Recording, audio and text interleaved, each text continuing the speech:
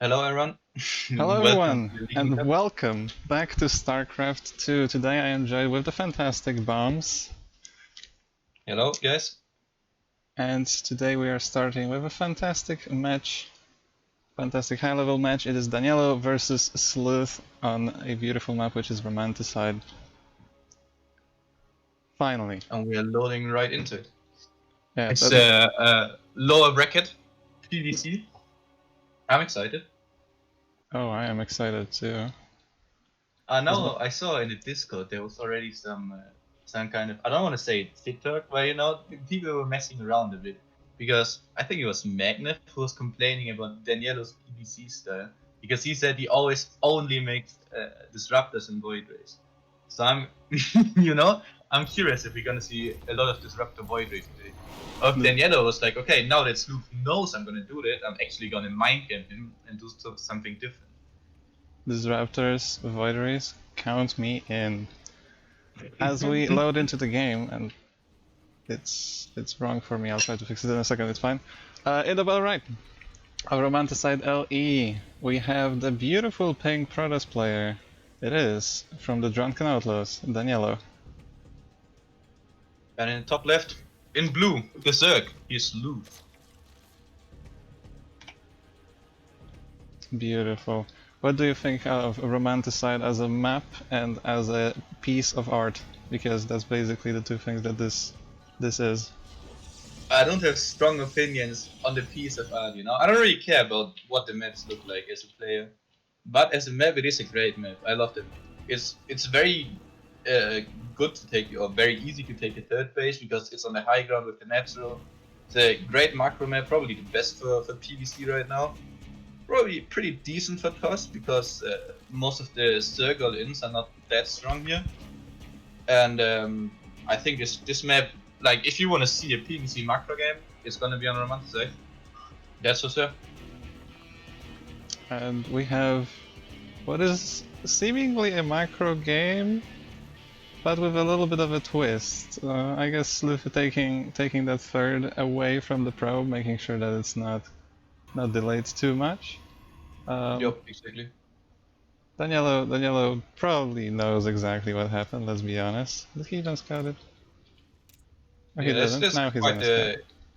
I think we're gonna see this in every single game. To be honest, it's normal PvC standard game. Usually the pro does almost always tries to block the head three of the circle because it's just a strong move. There's no real reason why you should do it. Oh, Slooth going for the later gas and the earlier third base than we usually see. So that's interesting. As a dark opener, I believe. That's already a bit of something. And then he not really getting the block because usually with a pro block you can deny the Zerg from going for such openers. Then he Yeah, didn't quite get it there. you immediately see a bit of a reaction, and the tech has been placed before the first unit was started. Danielo cancelled the adept, made sure that he capitalizes on that little move. So it's really nice to see. I wonder how many cute little moves like that we're gonna see. As it is Stargate indeed. Yeah, I Void mean, no Race? surprise here. There's no real, yeah. There are a few Twilight Council openers with Zerg, I guess, but they are, 80% of the time it's gonna be Stargate, and then 60% of those times it's gonna be Void Race, probably. Yep, who would And have these are thought? yeah. I mean, you can still mind game the Zerg a bit and only go for one Void Ray and then make an Oracle and then, play a normal Gateway style. So possible. But given that it's Danielo playing, I would assume it's gonna be, heavy Void Ray style also. Yeah, the Void Rays got so popular so quickly that there's suddenly like 1,000 Void Ray openings and they are all different. Yeah, it's And insane, isn't it? we can see a follow-up Oracle. So to Yeah, make up for the lack but of it's scouting with the Adepts, Danielo is going to try and use that, I assume. yeah, exactly. You wanna like the most important thing I think is you wanna scout early move outs like queen pushes and something like that. Even though it's not popular on Romanticide. And then you also want to scout for Spires, because there's a muta response to Void Rays, which is not uncommon to be honest.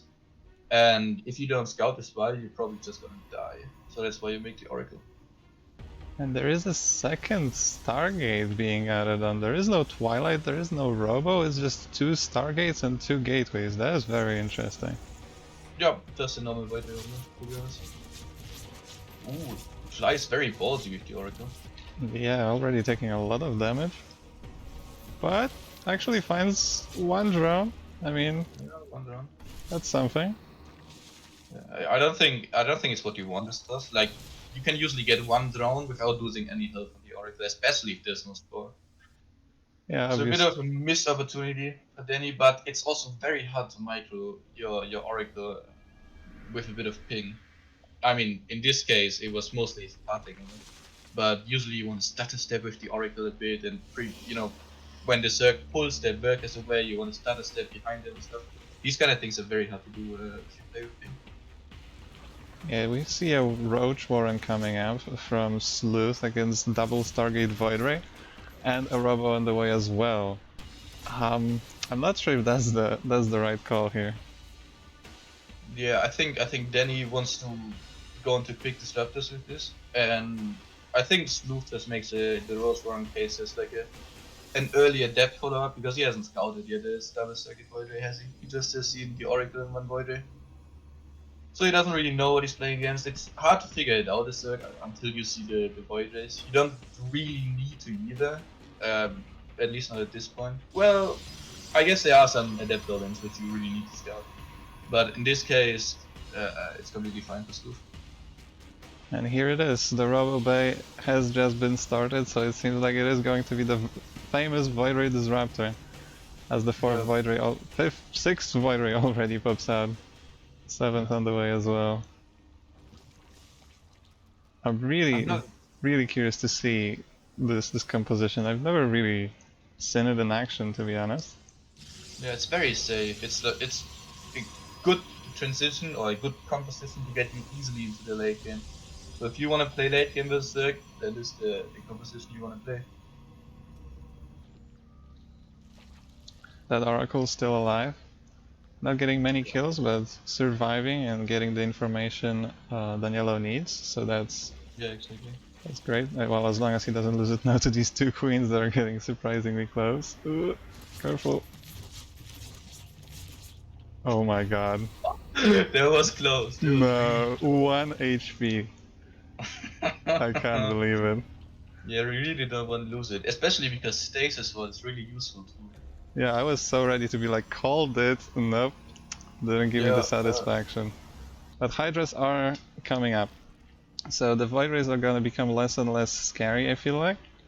However, these Raptors can still deal a ton of damage, so a lot will depend on Danielo's control here, and how he can take engagements. The Zerg wants to obviously split against the Raptors, right? So if the Zerg just clumps up and pushes up a ramp, which is very easy on Romanticide, then it's gonna be very difficult for the Zerg to win any engagement. You really want to split your Hydras and not only pre-split them, but also like split them in the engagement, dodge the disruptor slots. And he is gonna push with Hydra Link Bane, I assume, even though he's getting range upgrades. So I guess he's gonna be very Hydra heavy, which makes sense against this many Void Rays.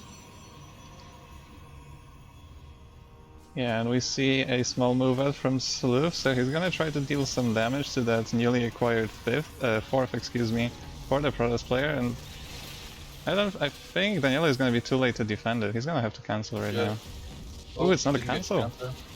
Not the biggest of deals, to be honest. He has a lot of money anyway. And there are the Raptors. And Slooth sees it. He knows he can't push up this ramp against Raptors. Goes back, good decision. Gets the 4th cancel. I'm not too sure if you really want to take this 4th, because it's easier to hold for sure. But then, once you're in the late game, once Vipers are out, this 4th is gonna be tough to hold, because there's like a little high ground above it, above Danielo's 4th base. And Vipers can just join the carriers on the high ground, or Void Rays even, or Disruptors, and that's gonna make it a bit rough. Yeah, actually, Ultralisk then coming up for Slooth. I don't like this decision at all. Yeah, what do Ultras counter here in this army at the moment? he wants to kill the disruptors with it, but like then yellow has so many void rays. Like it's Yeah, not good that's... to make ultras against so many void rays. How many void That rays? It's 13 void rays. yeah, void rays are pretty sick against ultras. I don't think you want ultras to win this. Maybe he just wants them, wants the cavern, the ultra cavern, and then make ultras once he killed all the void rays, like after an engagement basically. Maybe remix with a few ultras for harassment or something like that. Yeah, but then Danielo is already going into carriers and into that Airtos composition. Yeah, but So ultras are surprisingly great against carriers because usually something needs to be underneath the carriers, and that's disruptors and high templars. And if you kill those, the hydras can easily kill the carriers. And carriers take so long to kill ultras; it's insane. yeah, now the void rays are in the corner of the map. I wouldn't be surprised to see a recall used because it's gonna be really hard to get them out with the hydras sharking around. Good catch, this Slooth. I mean, he saw it with the overseer, but good job by him. His creep is also looking good. Look is playing well. Yeah, he already has the 5th base. I would love to see more bases from him because Danielo is playing a very passive game. So just having more bases and having that superior economy as the Zerg is quite easy to do in this kind of scenario. So I'd love to see another base, more drones, even maybe go up to 90, over 90, and just keep attacking. Oh my god, the Banelings! Ooh. Good bailing run, but yeah, there's gonna be a lot of workers. Then yellow attempts to split, but still 15 workers go down. I mean, there's not much you can do against these kind of bane run boys because Yeah, there was nothing in the wall. There yeah, was a but stalker even if there. they, I don't think yeah, that would have gone so well at all, but there was nothing, and I guess this is the moment Daniela wants to deal some counter damage as this army moves out, kills the rocks here.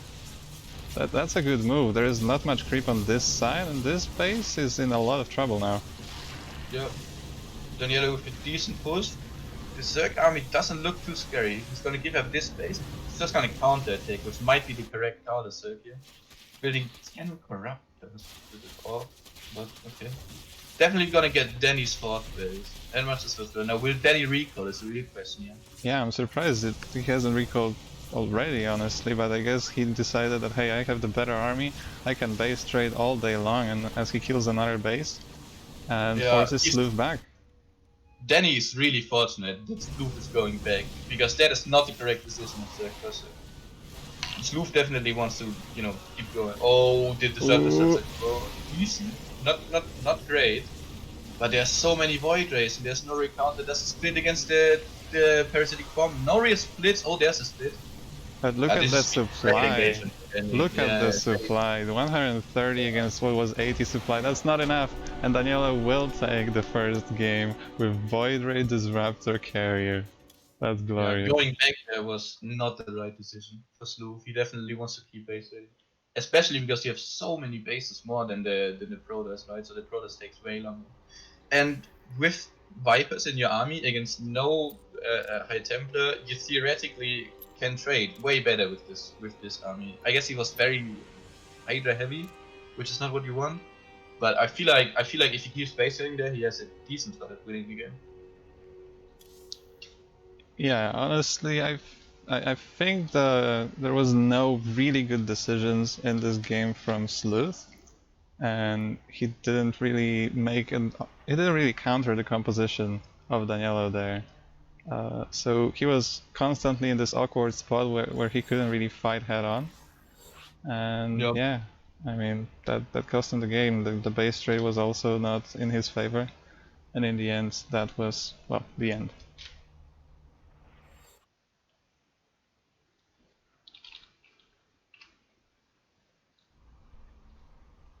So Not gonna get the right players. let me just... Ooh, reduced violence. Didn't know that's even a thing. Reduced violence? Yeah, interesting. Okay, let's go. There you go. Now I can actually alt tab and fix the command.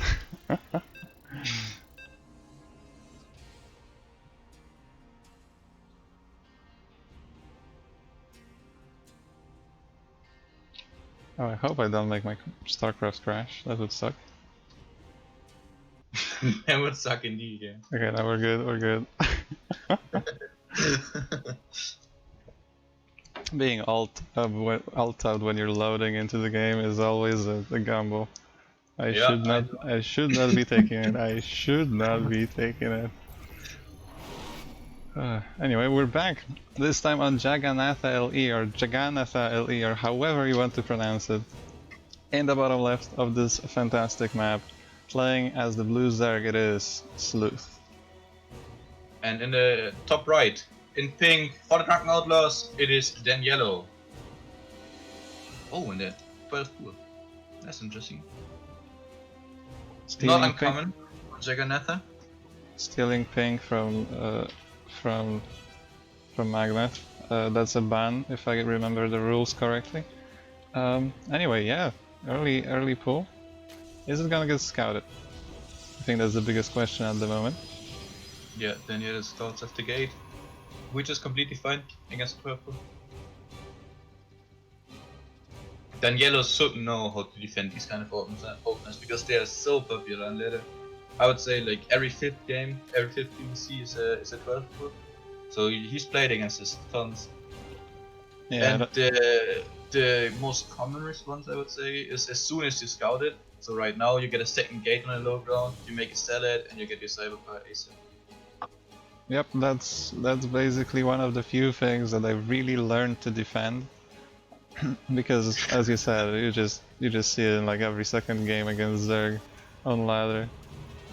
So yeah, I'm pretty sure this response should be quite good. We can see the Zealot being chrono boosted out, we see the Cyber Core, and we should see the wall finished with Pylon? Yeah, it's a more economic opener, but it's also a bit more risky. But in theory, it is better to go for the gateway. And he did also go for the hedge block with the pylon, which is also good. So if he holds this, he's gonna be ahead. Pylon is a bit late because of his hedge block, but it's okay. Yeah, Pulls 3 drops. Yeah, it's fine. pulls a few probes. I think this is as safe as you can get without sacrificing your economy. So as long as he doesn't slip up with the micro too much, which happens even in pro games. Slooth is definitely slipping up with the micro because he wants to split his links. Like he wants links on both sides of the gap, so that then yellow can't just really walk around. Yeah. Now he split up his links, and the pylon already was in trouble. I feel like he could have tried harder for the pylon then. Yeah, exactly what I'm thinking. Like this pylon took a lot of damage even in these few seconds, and if Slooth kept attacking, I think it would have gone down, and maybe it wouldn't win him the game because the pros were there, but it would at least force some additional buildings that Daniela does not necessarily want. But yeah, he definitely could have forced an engagement there, which is quite far away from the wall.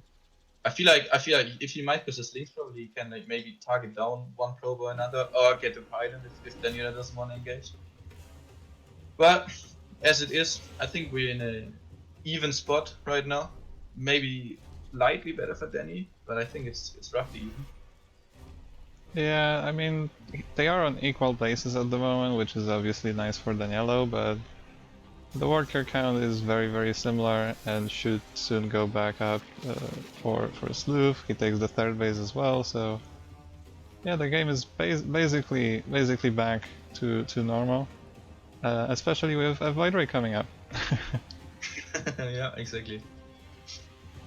And this map is better for Queen Walks and such, so high-dwelling Bane Islands, because it's much easier to attack the third base, and then because of the speed zones of it, your queens can also arrive a bit quicker on the other side of the map.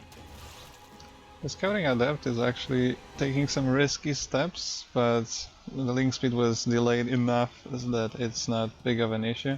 Took some damage, I was actually afraid it might die. Barely works out alive, it seems to be the trademark of Danielo lately. As he starts that Oracle. I think what you usually want to do as Protoss, after you've played against a 12 pool, is you want to take both of your salads and your dead, and you want to move out and push with them once the links retreat. Not what Daniela did. It's fine because he didn't kill any links, so you don't, I can understand why he didn't do it. but it's very often a very strong move. Usually you can kill a drone or two. These kinds of things. You're always gonna lose the zealots, but you're gonna trade them out, so it's fine. Yeah, the zealots at that point in the game are completely useless. Like, what are you gonna do? Fight lings?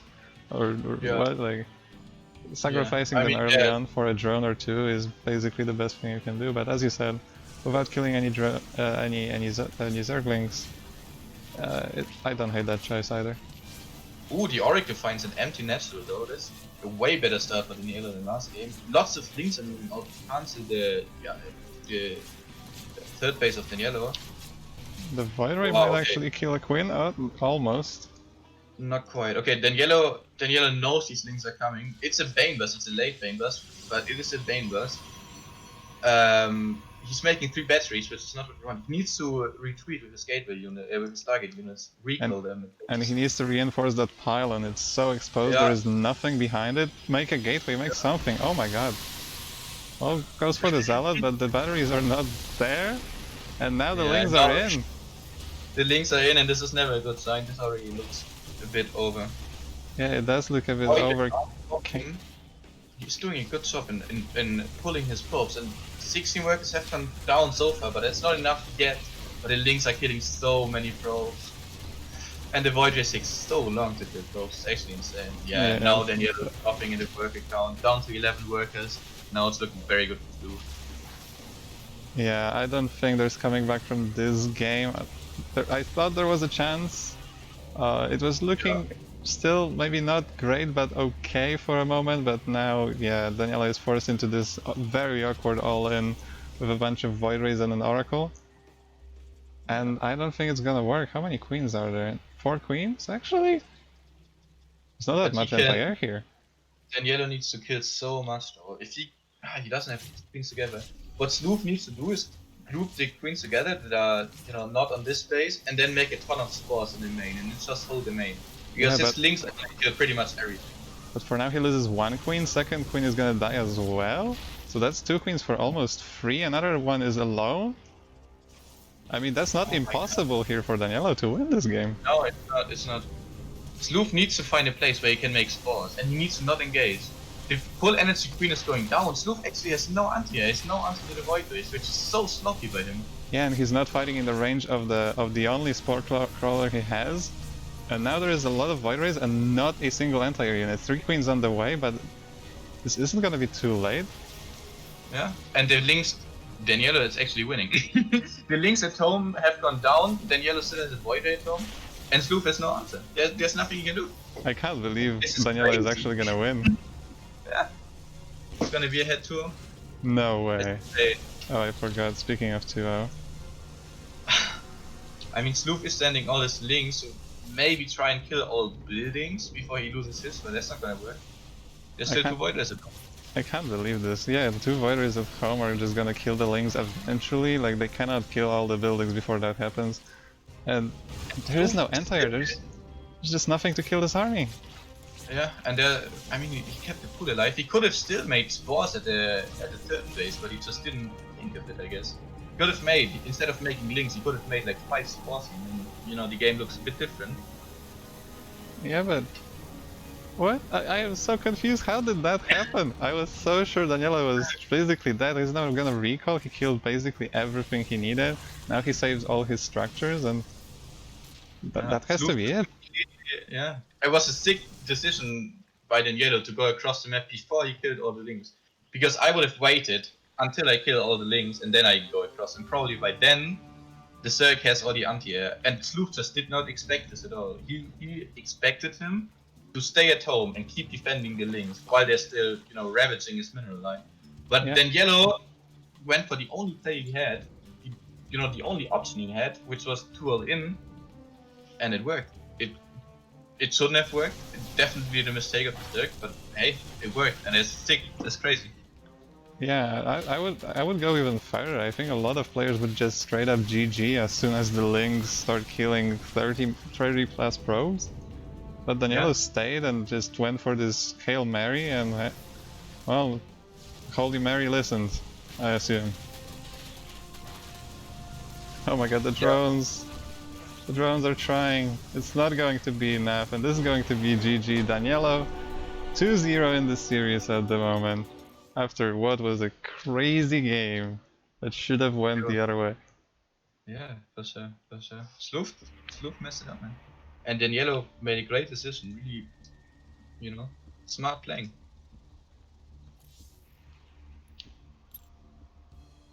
I'm curious about the workers active. Oh, this is great. Yeah. Oxide is next.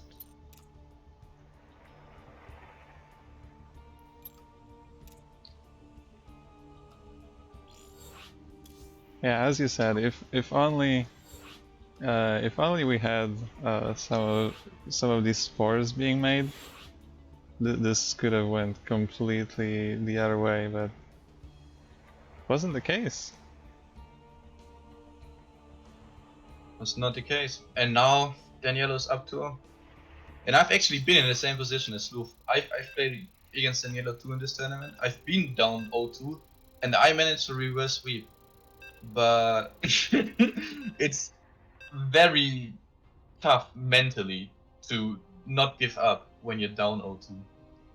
Yeah, for sure. The ball is in the court of Danielo, excuse me, Slooth, and after losing 2 games, especially the second one that should have been a win, basically, it's gonna be tough to come back. But I'm sure he'll try and he'll give us some good games. So let's go to Oxide.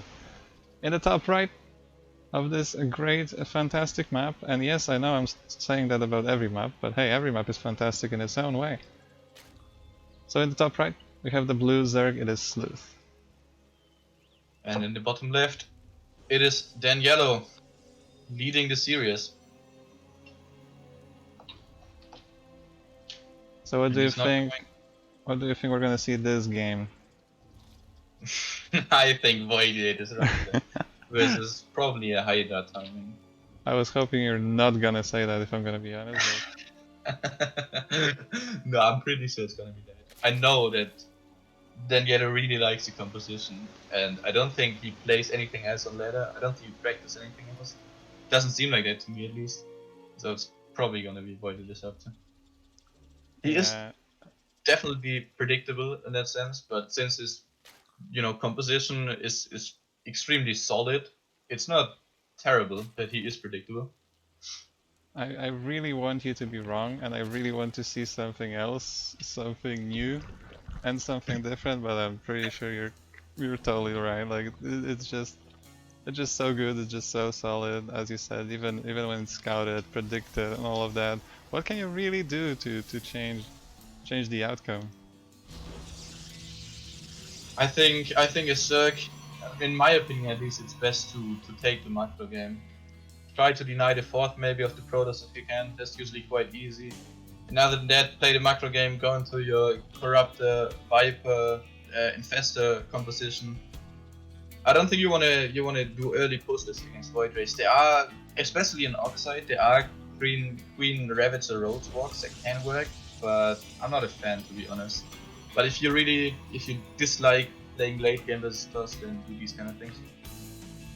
Yeah, honestly, I gotta say it might be bad for the game even, because it creates these long games where both players are just kind of sitting and macroing up in their own bases.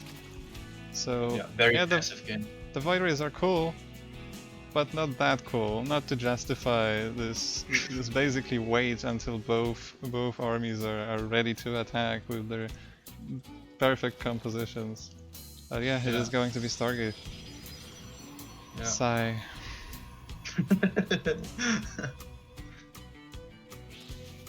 These games are usually very passive because there's no real incentive for either player to move out.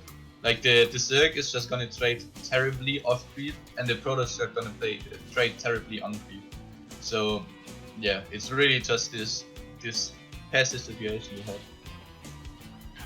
I can't believe this adept. It's chasing the drone for the longest time and it finally gets it. It's gonna pay for it though with its life.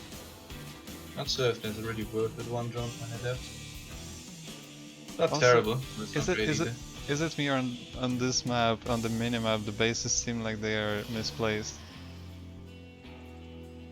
Oh Uh, yeah. I was like, On hey, I this never natural know. is Yeah, wrong. the name.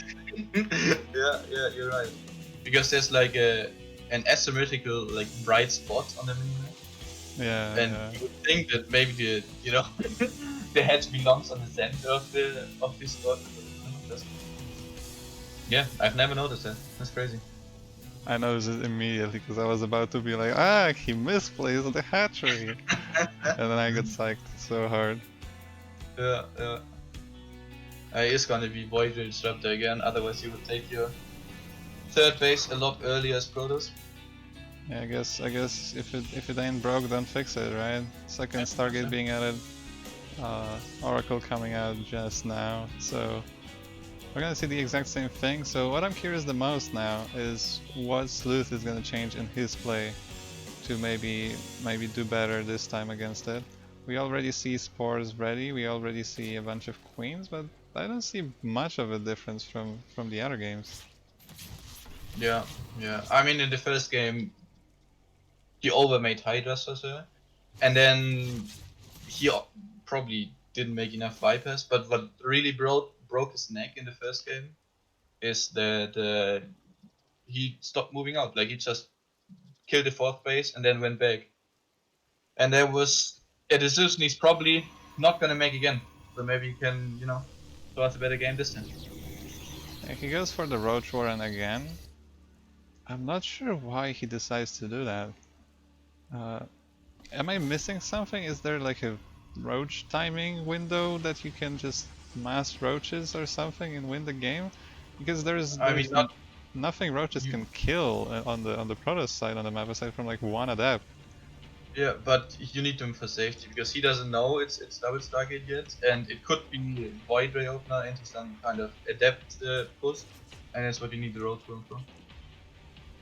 Yeah, true. I guess the Void Rays do deny a lot of scouting, Yeah, so you for can't sure. really. He has no idea that there is no Twilight Council at all Yeah, at the and moment. the road one is also like it's almost no investment. It's it's a very cheap building.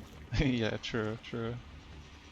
And yeah, it seems like both players are going for basically the same thing again. We see the Baneling Nest again, we see the Robo Bay again. So, same game, different map, different mindsets. Do you Yeah, think yeah. Slooth can make it work this time? I think he needs to step it up from the last game for sure. I think it's absolutely possible. I think he's probably played against this lots of times. He probably knows in theory what to do. But I would favor Daniello here for sure. We see a macro hatch. I'm pretty sure like the pro players decided at some point that the macro hatch could be just placed. Oh my god, that oracle again. Could be placed in a new base. Uh, do you think a macro hatch is a good idea? I mean, in this case, when you're playing a Hydra heavy composition, then probably not. If I like it when you're playing the Stern, when you want to play Ling Bane or even Ling Bane Muta, then sure, I think the macro hedge makes sense. If you're gonna lose one of the outer bases, then it doesn't really make sense to take it if you're gonna lose it anyway. Yeah, it seems But like Slooth yeah, wants to invest in a lot of Zerglings and Banelings.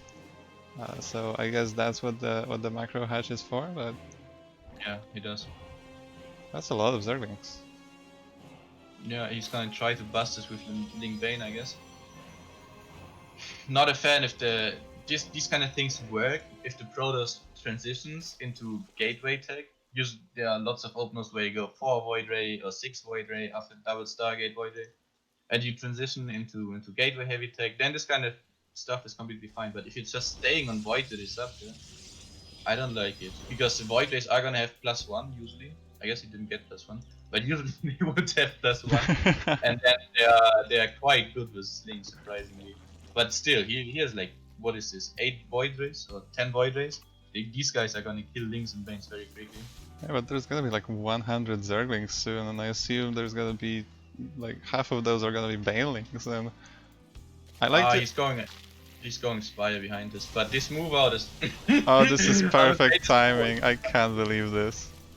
Oh, he's gonna get so many bailings, yet all are cancelled.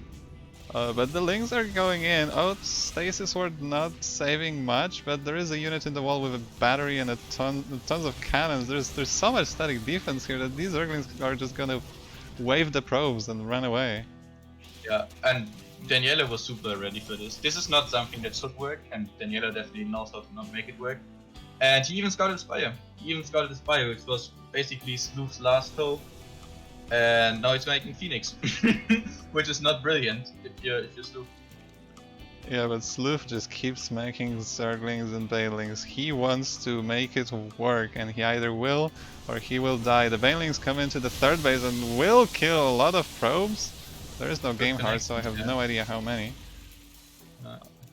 What was the hotkey for units lost? Oh, never mind. There we go. Yeah. 22 those probes. were very good connections, but now he's gonna lose all the links. I feel like he could have queen walked at least, or tried to queen walk, and then I mean he's gonna get the third base, but there's a fourth building. He does get the third base, and he does get a lot of pros, but Danielo is going for this. Danielo wants to move out now. If Danielo moves out and he notices it, Danielo, he's so good, man. He notices it. I think Slooth is in big trouble here because he does not have enough stuff that shoots up. Didn't make anything out of his Spire, didn't get any Hydras, and now he's playing with his Phoenix Void.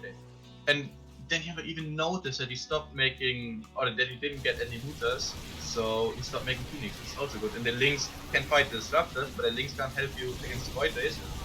Phoenixes should be lifting Queens, that would be important.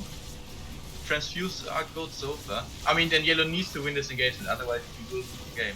Yeah, but there is on point. There's 14 queens here, and that's barely not enough. I feel like if Slooth took just a little bit better of an engagement, actually, maybe it is enough with the transfuses. Yeah, I think it is enough because he's gonna remake queens. He can once again build tons of spores at one base and just hold this one base because he's doing so much counter damage. He's gonna have Daniela on 2 base, and one of those bases already mined out. 11 he does not need mutas. to engage here. 11 he keeps mutas. sending his queen. Oh yeah, the mutas are sick. The mutas are and 8 corruptors. That's gonna be enough. That has to be enough with the amount of damage he dealt on the other side. Honestly, I did not think the queens were gonna trade this well, but he was really on point with his transfusions, and the disruptors did not get any connections on the queens too. Wow, that was crazy. I've never seen something like that. But I guess it worked. It was very, typical in A, but hey, Slooth got it. Well played. Yeah, the mutas and the corruptors are just gonna kill all the void rays eventually. He needs to. Yeah, he was targeting interceptors though, which is big. He needs to target the void rays. I don't think it matters at this point. The queens are underneath the army, yeah. And as long as he keeps focusing, yeah, Daniela knows that is the end. GG. Wow. Again, crazy game with a twist. Like the winner is like, we think, okay, yeah, he's got this, and then suddenly he doesn't. This is great. I mean, I love that. It's an entertaining series. I mean, Daniela is my friend, so I'm a bit cheering for him here, but I'm also happy we're not just seeing a 3-0. Yeah, 3-0 would be like the worst thing that could happen, no matter who you're cheering for. Like, it's good to win while playing good StarCraft and showing good games. So, yeah, it makes it much better, much more interesting. And Danielo isn't my friend, but he's a Protoss player, so I mean, All Protoss players are friends. We're connected by the color. Exactly. It's like we've been, the Zerg and the Terrans are always teaming up to nerf us, so we have to stick together. Yeah, exactly. We're like the bullied kid in school. Yeah. Yeah. And we like meet up in the library. Like, we can do this, guys. If we stick together. Alright, lightheaded this. Now this is a good map for Green One. If Slooth is planning on all-inning, he wants to do it on this map. Does he want to risk it all though? It's a question, and this question only Slooth can answer.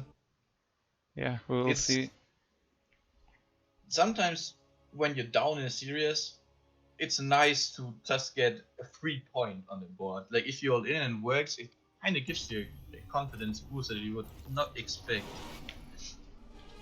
Yeah, that But is.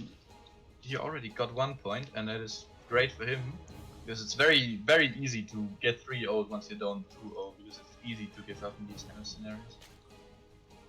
Yeah, it definitely works very well psychologically. That you are not, you won a game, you're feeling confident, you're feeling better, so you're making the better moves. So yeah, I'm really happy. Like I think that's the best thing that could happen. That Slooth won the game, makes this whole series better for everyone. Yeah. So Yeah.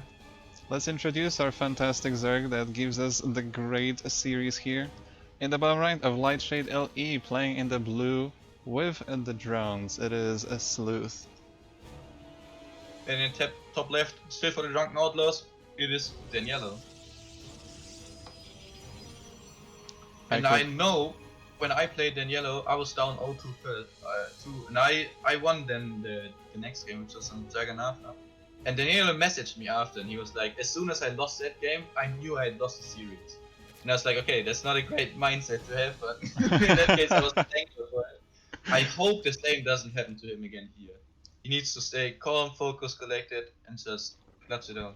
Yeah, I just hope he does something different though. Like he Yeah. has, he can throw the game, all right. Like I don't want to. I'm not saying he will, all right, but he can do something weird, something crazy, something different, and even if he loses, he can still win the series. So I would love to see something different, even if not for for us as viewers, maybe just for that change of pace that might throw Slooth off a little bit. You know, because if you keep playing the same thing over and over, eventually your opponent just counters you, it just hard counters you, and you can't really do much about that. So yeah, I really hope I we love see your something different. optimism. I love your optimism, Theo, but I don't think he's gonna change it up. And Come he doesn't on. need to be honest. I think Void the Disruptor, even if Slooth knows it's coming, is still a super solid composition, and there's no real blind counter or anything to it. Obviously, the Zerg can get a bit greedier than if he doesn't know it. Could, for example, delay the road spawn for a bit and stuff like that. But it still is an incredibly good composition, and it doesn't need to be not predictable. It's just solid all around. Why do you have to say these things? There's a Stargate coming out. Of course there is. Can't I'm stop. 100% convinced if you said something like, yeah, we could see something different, it would be a freaking Robo or something like that. Or like a 4-gate Blink. I don't know, like. The problem is I know Danielo too, and I know that I know that Yeah. he likes the Should competition. should have whispered him in between games like, come on, do something. You know, like you know the meme with the guy like poking Yeah. stuff with a stick and like do something. That's me right now. Like, Daniela, do something. No, that's a void right now. If I told him do something else and then he loses with that, I would feel terrible for the rest of my Oh yeah, life. that's true. I should have said that because we don't know really. We don't know each other really. Yeah. Anyway, this time we see a faster Twilight Council, so maybe it will be He something is different. mixing it up. Yeah, absolutely. He's gonna fake to do the Void Ray stuff again, but he is gonna go Adept Stream this, I'm pretty sure. Yeah, the void And rate. he is even faking the double gas, which Yeah. oh no, it's one gas. I don't think you want natural gas looking at that time, so I don't know what the safe is. Yeah, I'm very curious to see what it's gonna end up being, but yeah, this void ray is great at denying scouting, unless these Zerglings that are coming from Slooth are gonna get in, but now the Adepts are here. So yeah, Slooth is gonna be in the dark and he's gonna be surprised. Glaives indeed. Yeah. And I guess the one gas in the natural is just a fake then. So Okay, this is good. I like it. I like yeah, it. Especially on Lightshade, you want to do these kind of things because Lightshade is such a short map. yeah, I asked for something different and I got it. Thank you very much. I Yeah. appreciate it, Daniela. I appreciate it. Thank Oh, you. he needs to deny the links from getting in. If the link scout, that's so big. Yeah, he Okay, blocks. Biden blocks last second. Yeah, Wow. he knows. He knows. He cannot. This cannot be scouted. Yeah. Roach Warren again. So there is hope. There is hope. Yeah. I wouldn't say like with pure Ling you can defend it blindly. With a Roach Warren, maybe. I mean, I still don't like this position for Slooth because again he has no idea what's going on. But he has a chance now. Yep. And he is still mining. I mean, I guess he's not going all in there. This is basically an adept presser, so this is gonna be. He's gonna sew up with like 10 adepts or something like that. And he's gonna try to kill as many drones as possible. Because he is still mining of his one gas, he's taking another gas. Slooth now sees it with his Ling in the middle of the map. Yeah, I was gonna say, I love his link positioning. They were all over Danielo's bases, so he knows what's coming as soon as it starts coming. And then he is going Cessna, by the way, triple Stargate behind him. This is, oh my god. I don't think he won Glaze, by the way, these with only 7 adepts. I think usually you get these without Glaze, but the adepts are now focusing drones, are shooting at the gas, which is not what you want, Danny. And links are popping out. How much damage can you get that? 2 more random adepts go up. They should stay probably somewhere where the main adepts don't stay. Then he is going for more drones, but growths are popping, and this is not enough damage yet. Yeah, the movement with the adepts is not perfect to say the least. And unless he gets something done in the main, but there are already roaches and queens in position, and he loses the adepts for 4 drones and basically no zerglings. Yeah, Slooth is definitely ahead now, for sure. But does he expect a triple Void Ray follow-up? That's a real question now. Because no one in their right mind goes Glade Death into triple Void Ray. That's insane. I assume you just called Danielo insane, and I agree on that call. That is crazy, and he's going charge behind it, so he's like, yeah, if this doesn't work, I'm just gonna charge that all in. I guess he wants to play charge that Void Ray, charge us to clear Hydras, Void Rays to clear everything else. Yeah, I mean, Slooth, unless he goes for a counter and figures out what's going on, he's gonna be very surprised for sure. Yeah, but Slooth wants to go across the map with Ling Road's Ravager, which is not good against triple Stargate Void Ray, let me tell you that much. And if Slooth loses all of his army and trades it out for nothing, he's gonna be in big trouble, because he's once again not gonna have enough anti-air. Yeah, there is 7 Void Rays on the map, but where are they? They are completely out of position at the moment. Yeah, that's so big. And wow, so many probes are gonna die. Oh my goodness. 17 probes, 18 probes, and still counting. The Void Rays are finally arriving, but this base is dead, isn't it? Well, unless Slooth does not focus it. This base is definitely dead. The Lings are also trying to get internet, so he did not get internet, so, and he's just going back. But this was good for Slooth. This was good for Slooth, and Danielo is going for the counter attack once again, I believe. He is probably going to try to fight the queens, but last time it didn't go so well for him. There's a lot of queens though. As soon as the Voiders arrive on Slooth's side of the map, he should send his ground army across, and those are a lot of queens, and they have so much transfuse. I don't think you can fight this, Danny. Yeah, they're all together, they have tons of energy, but Danielo is going to go into the main base. That's the right call. There are only 2 queens there and a spore, so he can maybe find some damage, but there is already a counter ready for Slooth on the other side of the map. I think Slooth is in a great spot at the moment. Unless he loses too much to these Void Rays, he's gonna lose the lair. Lost the lair, that's good for Danielo, and he now recoils, which is even better. Yeah, this was a good move for Danielo, he needed something like that. He's still behind for sure, but getting the lair is big. Yeah, these Lings are gonna... Oh no, are they gonna get in? Oh, Slooth is not paying attention, he could have got in there, but instead he's just gonna go for the cancel on the third that is rebuilding. I mean, yeah, that's not gonna survive. So Slooth making... And Daniello's really far behind now. I mean, he is getting his... Slooth really needs to get better anti-air than only queens. There's only Void Rays, so what they can do is just build mass Hydra, because... Well, they're gonna do... Or Hydra Link Bane, I guess, will do even better, but even mass Hydra would work in this position. Yes, many queens, but the touches are not terrible against queens. Danielo moving on to creeps, so Slooth knows exactly what's coming. The third base for the Protoss player cancelled again. Yeah. This is a powerful push, but not against however many queens this is. Oh my god, there's like 14 queens here. Yeah, that's too much. You don't move command into that. And this is going to be it. This army will die, or at least will have to retreat, and there is nothing to come back to. The natural is being sieged by tons of Zerglings, and even cannons and batteries and zealots are not enough to hold that. The Void Rays are losing as well, and Slooth is just droning behind us. He's like, yeah, sure, you can stay in the game, that's fine. Daniela doesn't want to leave the game yet, probably because he won game 2, which Yeah, I was mean, also insane. I, But I definitely prefer when the player stays too long than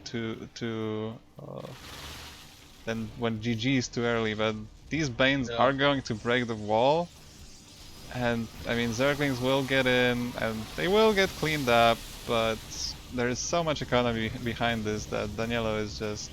he is going to lose this game, okay? There's no turning this one around. yeah, I think that is indeed true. He's gonna go for one more Tartlet Void Ray attack. He's not making Void Rays, he's just making Tartlets purely. He's gonna make a lot of High Templars, he has so much gas. Which I guess translates into 5 Archons, 6 Archons. I mean, he's gonna go for one more desperate push, but it is gonna be a really desperate one. Yeah, Especially without a prism. every second that passes is largely in favor of Slooth, who has twice the workers. Yeah. And even more army, obviously tons of bases. He has like 3 times the bases almost. That's crazy. And yet so much energy on these screens. Yeah, and there's a lot of them. Yeah, I don't think these Voiders are doing much anymore. Honestly, Yeah. Slooth can now split his queens and still be completely fine. The Archons are nice against the mass Zergling that Slooth is going for currently. But as soon as they move out of the shield battery range, they're gonna get surrounded and killed basically instantly. Then you can make 3 more Archons. Oh my god, the amount of Banelings! I don't think you want this many Banelings. I mean, 67 Banelings will kill, you know, basically everything on the ground at the moment. I mean, he's base raiding, which I guess works too. I don't think there is any. Ladies and gentlemen, prepare. Oh my hey, god. he loses all these Banelings. Banelings are not good for base race, let me tell you that much. That's the only way to lose this Luke. The only possible way. I don't think he is gonna lose. Like, he's doing his this best is cool. There is a Void Ray attack at the bottom, but these Banelings are just way more fun to watch. Okay, let's take a look here. One base goes down. I mean, if Slooth is really like not careful, then he might lose. But just the amount of queens, the queens alone can basically hold this. Yeah. With the amount of transfusions are not on point though. The transfusions are not on point. Only on the left, not on the right. Oh my god, the Zerglings are stuck. The Zerglings are stuck. The Void Rings are falling, but they are still 4 Archons. Hey, come on, this has to be enough queens. No, he's not winning this game. He's not winning this game. I refuse. That was way closer than it should have been. Finally, GG's called, and Slooth evens it up. I feel so sorry for Danny. I feel so sorry for him because he's been reverse sweep. If he gets reverse sweep again, mate, I would feel so bad for him. If he get reverse sweep twice in the same tournament, oh, that's rough. Yeah, that would be really rough. But looking at the army value, it's glorious because you see the Banelings just all dying there. It's beautiful.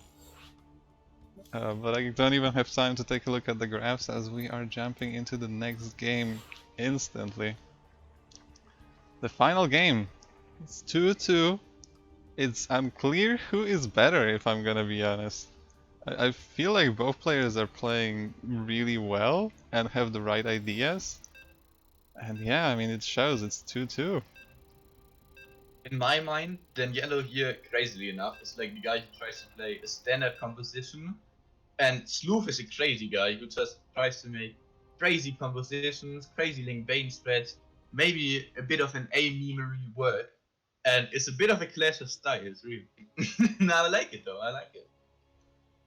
Yeah, especially when we saw Daniello deciding to mix it up with the mind game. That really worked well. Just the control of the adepts was lacking, and that was really unfortunate. But still, the game was very close, way closer than I thought it would be. I'm also not entirely sold on the build of Daniello because I don't think you want to get glazed with these kind of 7 adept move combos. Do you think it Either was... you want to make more adepts then when you get glaives, or you get no glaives and hit way earlier. Do you think it was improvised somewhat?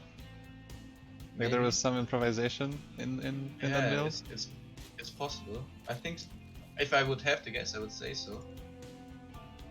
Yeah, anyway, let's introduce our players real quick. Also, let's set up the scores because I completely forget every single time. Anyway, in the top right of 2000 atmospheres LE playing with the blue Zerg drones, it is Slooth.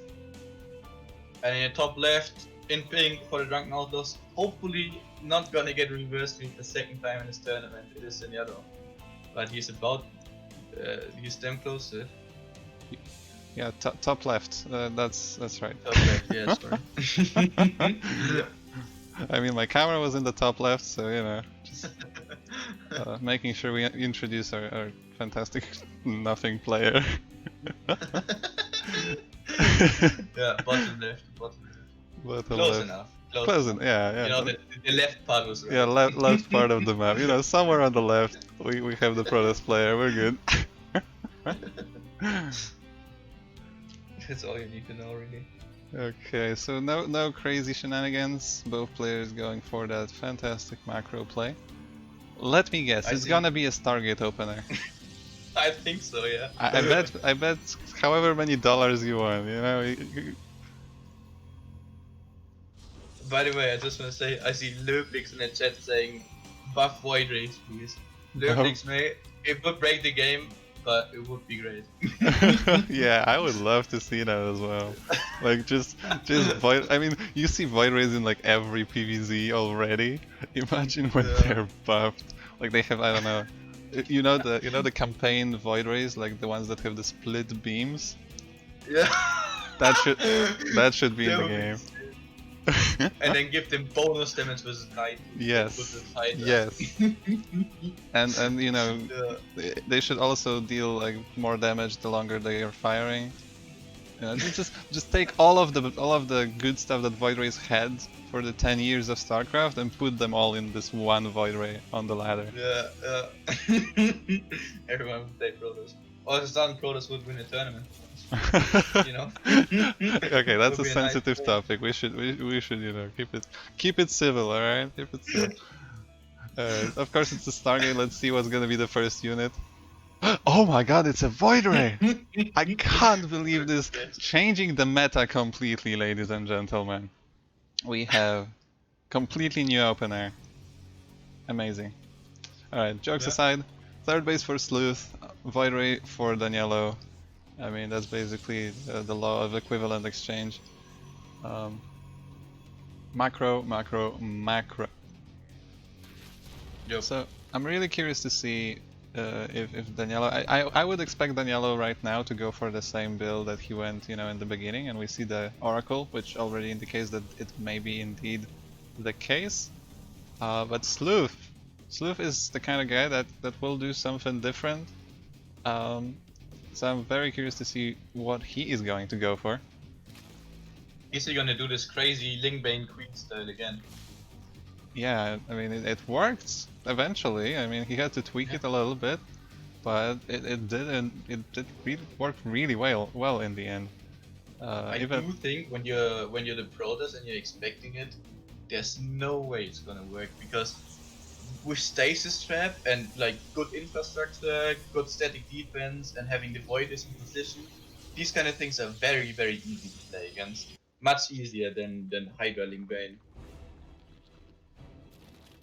Yeah, for sure. Even getting like 2 Archons against Massling is like, yeah, okay, if I'm behind a wall with a shield battery, you do not break it with 2000 Lings ever.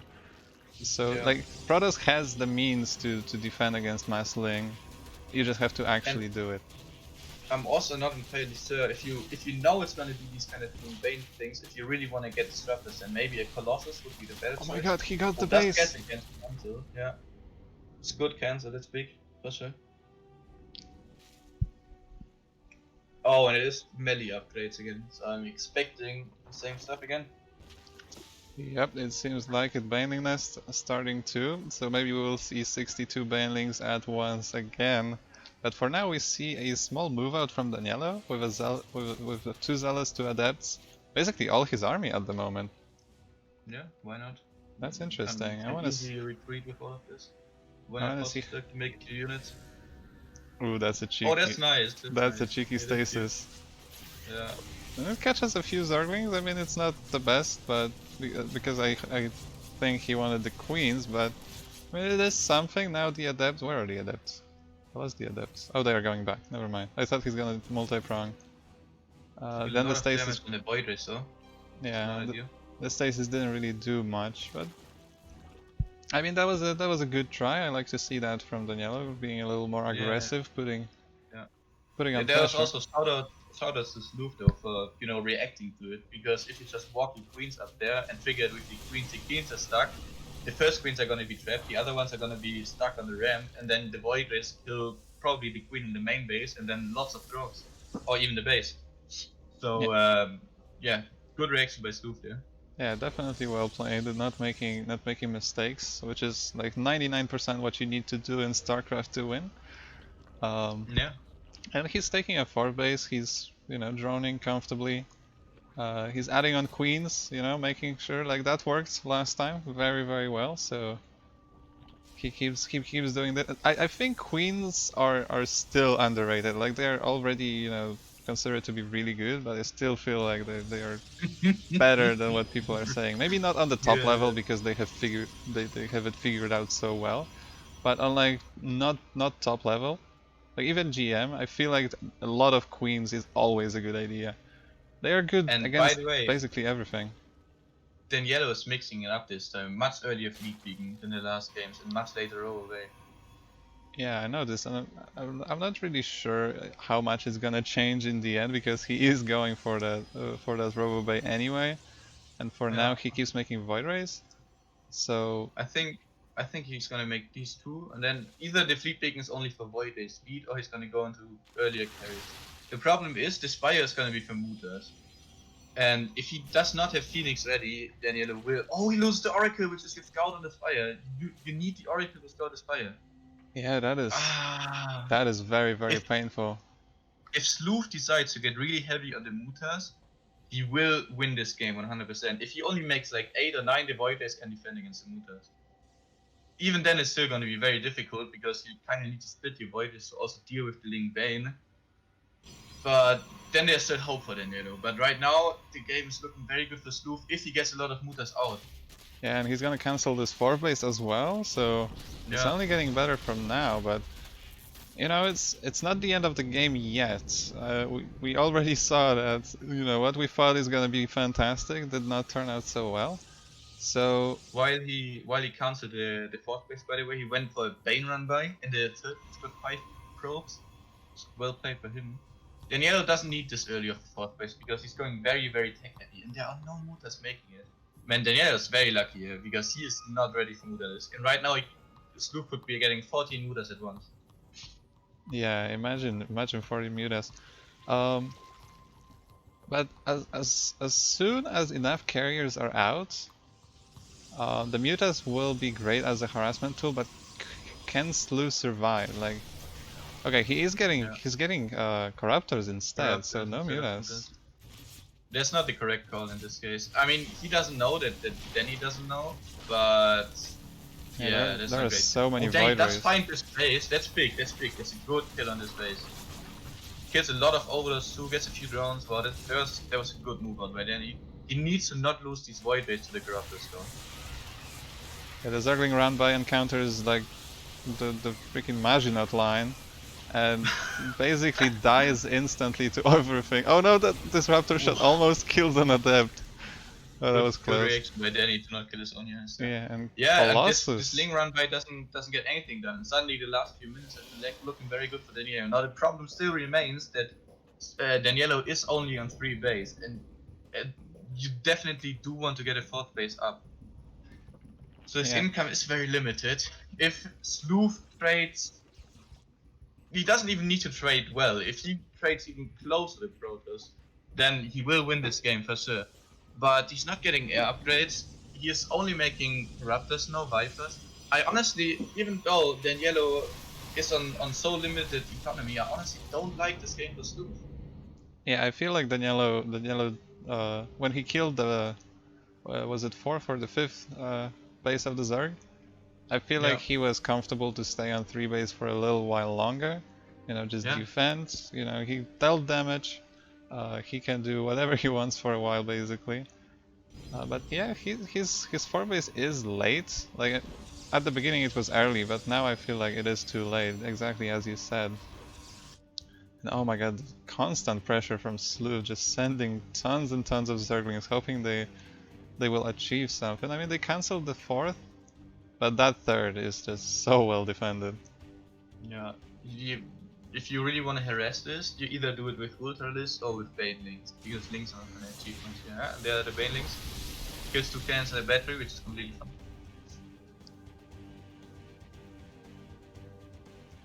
Okay, so there are a lot of Corruptors out already. There's 26 of them, actually more than I even thought.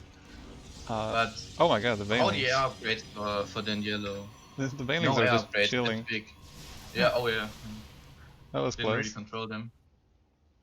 Okay, so carriers profit and void race too insanely from weapon upgrades. So if you do not get these upgrades, that's a very big deal. So that's the one thing that's keeping Slooth alive right now. His problem is he's not making scores, he's not making fastest, and he's not making vipers. And He's that's making big because he needs those Banelings. units. Yeah. More I don't know. Banelings! I mean, if the air units are in composition, then these Banelings are not gonna achieve much. And I guess he's just gonna run them into a Nexus. Man, Yeah. Slooth is playing very unnecessarily risky. Honestly, if Slooth had 1 more base and like 10 more workers, I would like that move. And I guess even now, Oh, the like, Corruptors are coming in and there's no storm. There's no storm yet. There's such a good deal.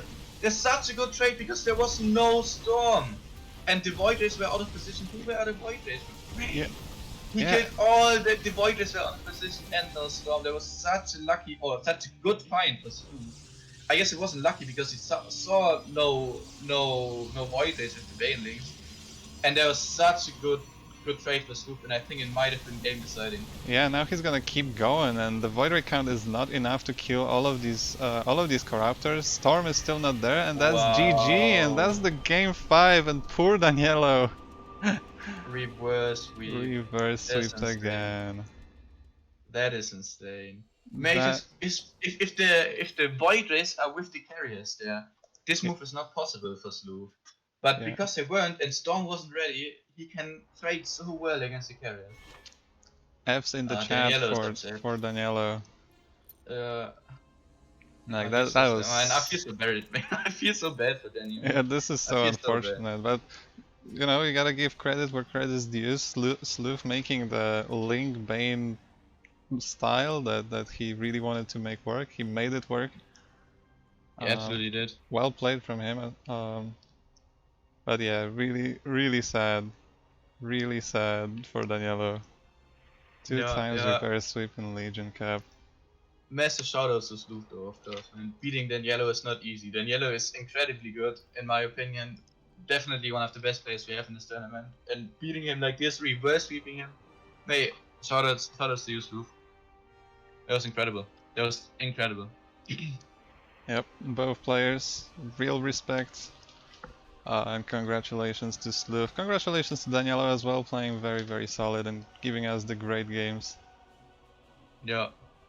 But wow, damn. after the 2-0, I did not think Slooth was going to win. Yeah, that was... It looked so one-sided too. Yeah, that was... Especially the first game. The first game was super convincing. The second one was obviously like, you know, with a twist. So was the third though, so it was always like so close. But wow. Yeah.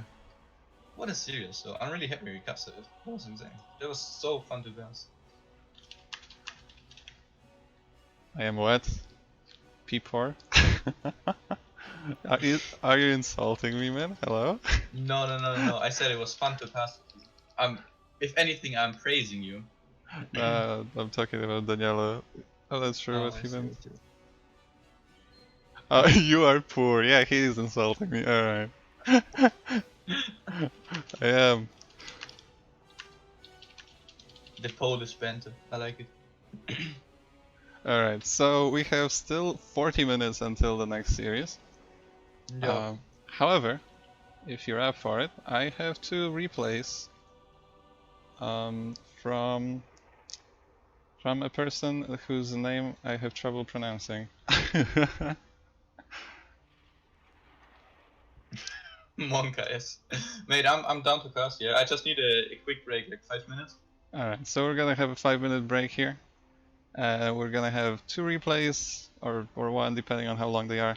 And we're gonna get to Shaker against who? God damn it.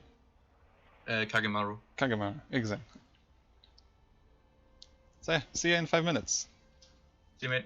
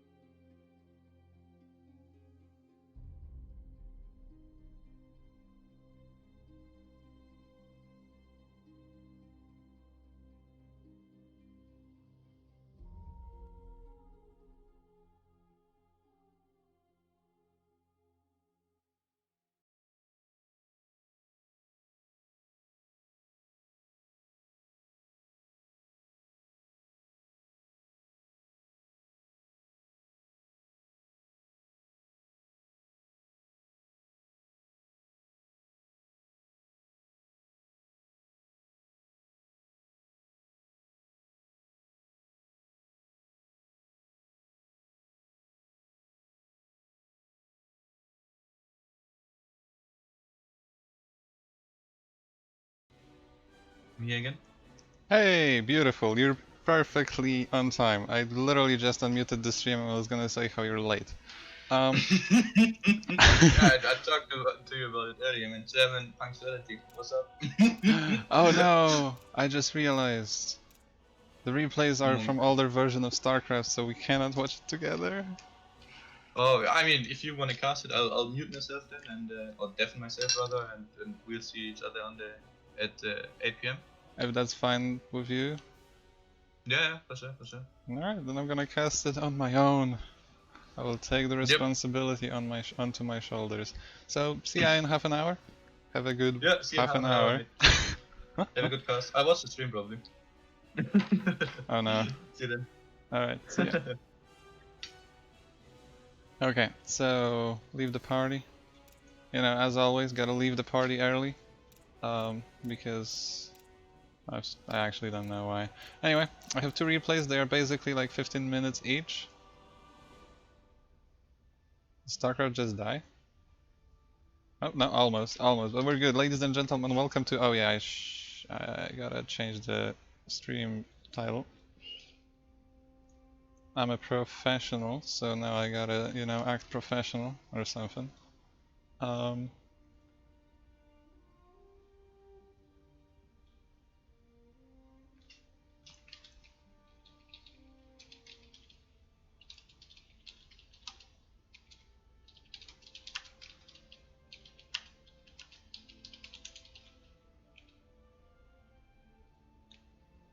Alright, this is changed. The replays, the data files are downloading, so we're gonna jump into the game real soon. I have no idea about these replays, aside from the fact that they are supposedly good. So I'm really curious to see what's gonna be there, how this is going to end up.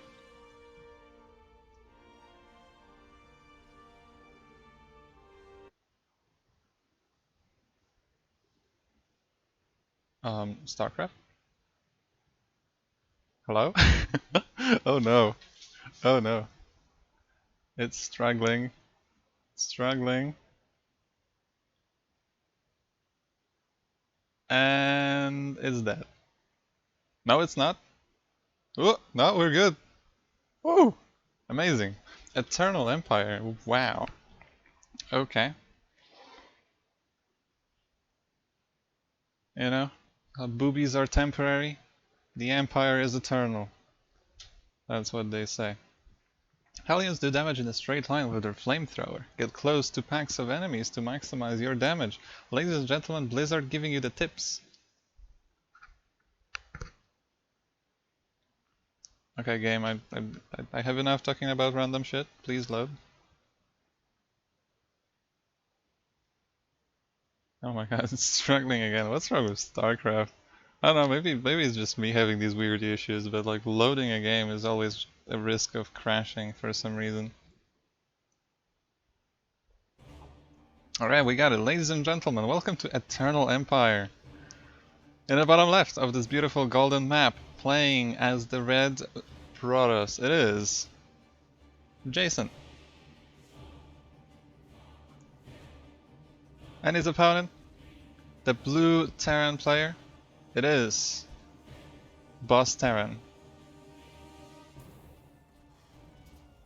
Okay, so we have some PvT action. I'm actually quite happy that it's, you know, it's a different matchup. However, it is my worst matchup, so, you know, I have PTSD, Vietnam flashbacks, this kind of stuff. And also, I have flashbacks from the Eternal Empire. This map was actually one of my favorites. I always liked how it worked. I'm not entirely sure what it was about this map, but it always felt right to me as a Protoss player. Yeah, I don't know, and it also has Carracks. None of the players killed the Carrack. I might have to turn off the replay. Sorry guys, that's the rules. Ask Hearthstone. Alright, so both players going for that Worker Scout. I said that before and I'm gonna say it again. It seems like Terrans really like their SCV Scout lately. it not only it allows for, you know, faster scouting, it also takes off some of the pressure off of the Reaper and allows for some cheeky plays just like this one. So putting pressure on your opponent, scouting. Oh my god, that's 2 workers being pulled, by the way. Oh right, you know, the pros blocking expansions is somewhat of an issue in PvT for the Terrans. This probe is dangerously close to killing this SCV. Not gonna happen though, and that is really annoying. That is really annoying. Zealot has been made to deal with it, but yeah, it's still very annoying. This probe is going to die. I believe it did scout the expansion. Yes, it did, so no surprises on that front. The bunker finally gets cancelled. And now the Reaper... Actually, the Zealot is gonna move out. That's interesting. The Reaper gonna jump in. Let's see what it can do here. There is obviously an Adept, so it cannot do too much, but it is going to survive, and that's... Ooh! It is gonna survive indeed. So that's always nice, not only as a pressure tool, but also later on. It allows you to like grenade a unit out of the wall. Oh, okay, well the Reaper is just gonna die for a probe. Oh, or is it? Okay, yeah, it is. Yeah, so sad. Why are all the units disappearing? Anyway, the Zealot. Wait, what? Wait, wait. How did that happen? And why are all the units just disappearing? Okay, the Zealot actually had an animation, but that Zealot was a hero. He killed a worker somehow. However, it seems like the Adept was lost in the process, so that's not ideal. So we got some losses on both sides, but overall, I think both players are pretty equal at the moment. There were no massive losses. There wasn't any game-ending damage dealt. So yeah, right now they are just gonna go into their standard games, and seems like it's gonna be a mine drop. I mean, I see one mine, and I'd say mine drop. That's my Protoss mind speaking. Mind, not mine. So yeah, that's basically my logic. If there's a mine, there's a mine drop. Period. No other possibility.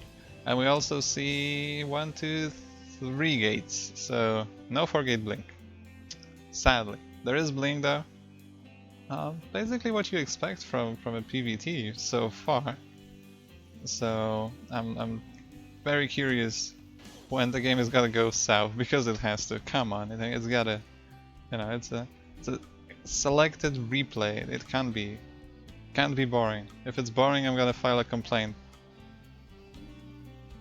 Alright, this Phoenix is gonna do some scouting. There's gonna be a supply block. No, actually, no, there isn't. There is a supply block for the Terran instead. Oh, that was weird. Anyway, yeah, the scout obviously sees basically everything it needs to see, and there you go, 4 mines loaded up into the medevac and going across the map.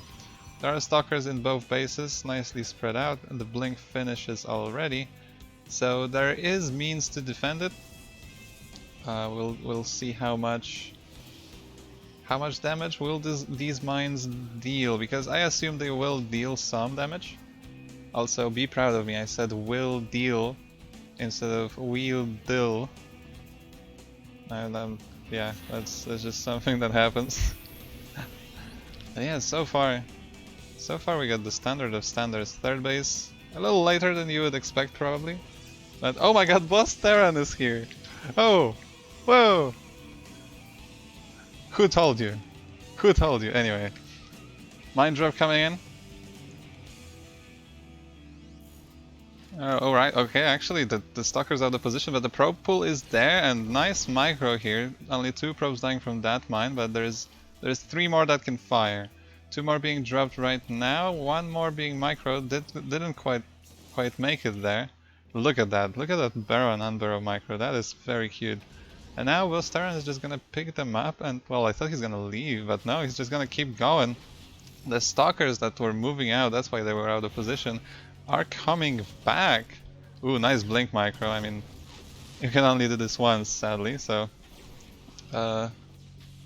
one stalker had to die, but overall, great defense here from Jason. Didn't take much damage and took out all of the mines in the end and the medivac. If only the stalkers kept going, they would already be attacking, and that would be significantly better, but I mean, there is a lot of bio here. There's a lot of bio. The only thing that isn't ready for these blink stalkers, I feel like, is the main. And there is means to blink up, and it seems like that's exactly the plan of Jason. Yeah, he's doing that, and there is not much here. Repair instant on the stim, so that reaction time is actually quite amazing. And yeah, Boss Tyrant is gonna save his stim, and he's gonna kill a bunch of stalkers, forcing them to be recalled. Oh my god, the one stalker, no! Ouch. Yeah, I love these death animations, by the way. Like, you know, there are a lot of units dying in StarCraft, so you don't really look at them. But honestly, they are so good. A lot of units, especially the bigger ones, like, you know, stalkers are already quite big and, like, you know, mechanical, so that's pretty cool. But like Immortals, Colossi, Mothership, they all have really good death animations. Anyway, the bio is going to move out. There are 2 mines to support it as well. The stalkers obviously scouted and tried to... Ooh, pick off a mine here. Very nicely done by Jason, but that's a lot of bio. And what is there really to defend? There's a bunch of zealots.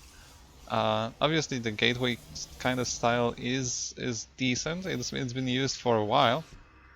But is this going to be enough? Also, keep in mind that charging zealots have a hard time staying in range of shield batteries. So these batteries are mostly here for the other units, which is basically one immortal because, well, I don't really count sentries. Although the sentries are quite important in this case because they can force field the army that currently is chasing stalkers instead of attacking. So that's actually good for the Protoss player, I feel like. He did lose 2 stalkers, but he gets another warping round, another immortal pops out, and now this bio army is no longer as scary as it was just a few moments ago. Double Forge, I believe, just finished up, yeah, so it's the good old mass gateway upgrade heavy style. Another stalker dies, or a few, I'm not sure.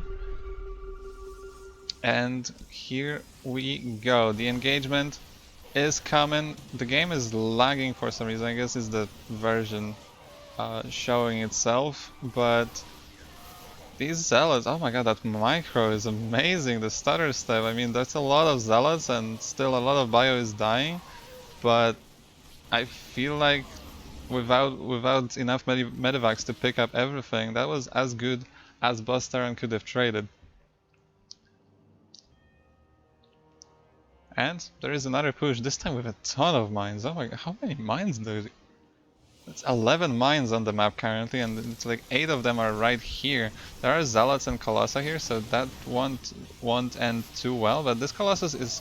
okay, it was alone. The rest of the army comes back. The mines do not get perfect connections at all, actually. The Colossus will disappear, apparently. But... that was so anticlimactic. Especially that I was talking about how great the death animations are. It's like, poof, gone. Yeah, the Colossus is going to disappear. And the army is going to get pushed back, but there is another attack on the other side. Recall is being used. So that's very well done from Jason again. Still deflecting all of these attacks that are relentless. And Boss Tyrant didn't really deal any game-ending damage so far and lost quite a bit of army, but also reset the Colossus count, which is always good when you're a Terran player, and kept the pressure up as he kept expanding and getting his economy up and running.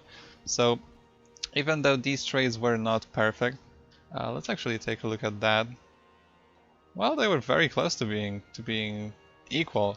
So yeah, not perfect, but not bad at all either. And obviously, with the economy being supported back at home, this game is still open for anyone. This is very, very close. These engagements... I. You just come they, in, my goodness, dude, yeah, that I'm scared sorry, the but crap out of me. I'm I'm sorry. It's an emergency though. Kagemaru with Saki is about to start. Is what? About to start. Hello? They started earlier than they wanted. Okay, well, I guess we're leaving the replay, that's fine. Well, that's kind of funny. I'm sorry. I'm sorry. Well, no, thank you for letting me know, otherwise I would just, completely miss like 1 or 2 games there. Yeah. Is it I think NA or Magnet, EU? you. Copy I that. think Magnet kind of pushed them to start a bit earlier. Oh, and he Because I, didn't I tell me. I mean, he I'm probably gonna did do it. tell me, but I'm on the streamer mode. Yeah, Yeah. of course he told me. Yeah. But hey, you're here. You're my production guy, so it's fine. We're gonna be in time. Sorry for not finishing the replay. I was just getting into it, man. I was just getting into it. Poor boss Darren. I'm sorry, man. I'll finish it after the games. I will. What was my I feel sorry for the password? guy too. um, I'm not entirely sure, but I think Magnus tried to make it earlier so that the winner can play with Slooth immediately after this. But I don't think that's confirmed yet. Oh But my god. if you want to stick around, we can still cast that too. I mean, But sure, I guess. As long as my voice is gonna be, alive after all that. I'm trying to drink yeah, some water, but I mean you don't have to obviously. I can also just stream it on my own. we'll see, we'll see. I think I'll keep going. Like, why the hell not? I like it. I like it. Alright, so Shaker is available. Who's hosting? What's going on? Why am I out of the loop again? Kagemaru, we're all in a party. We're all in a party. You're in the party without me. Yeah. They, Well, you they, weren't here yet. guys, they Join. started the party without me. Man, it's That's real a life classic, all man. That's over how it always again. goes. Nobody invited me. Join Legion Cup. Sure. I'm there. Oh, with a I'm gonna space thing there. request. I have to request Oh, to that's join you. their party. Like, oh my god. What is this? Okay. I have to like Take show up over. on your doorstep and be like, knock knock. Hello? I'm here. The party. I've heard there was a party. And everyone was like, oh my god. We didn't invite you for a reason. Okay. Um, my mom. Hey, stop saying my mom. I don't know what the deal is with that. Alright, we got everyone. Vito's finished. That's fantastic. First is the light shade. Whew, okay. Perfect. I have a headache.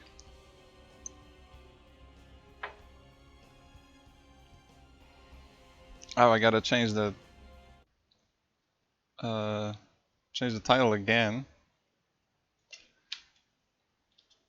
and also make sure that I do not miss when the games actually start.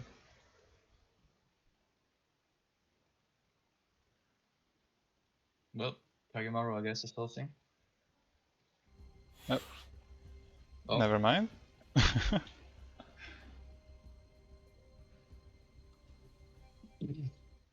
Okay, you're the production guy, so keep going, keep going. You're doing a great job. Well, Sakya wanted me to have host, but I guess no, I'm not. I mean, I don't want to leave the party for it. It's really silly. We're good, we're good. We have the game, that's the most important part, right? The game is going to happen. I'm really sorry, Boss Taran. I'm really sorry. I will finish your game at some point. We ended at like 10 minutes or something? 11? No. Yeah, I'll figure it out. Don't worry. It will happen. Okay. Everyone's ready? Let's go then.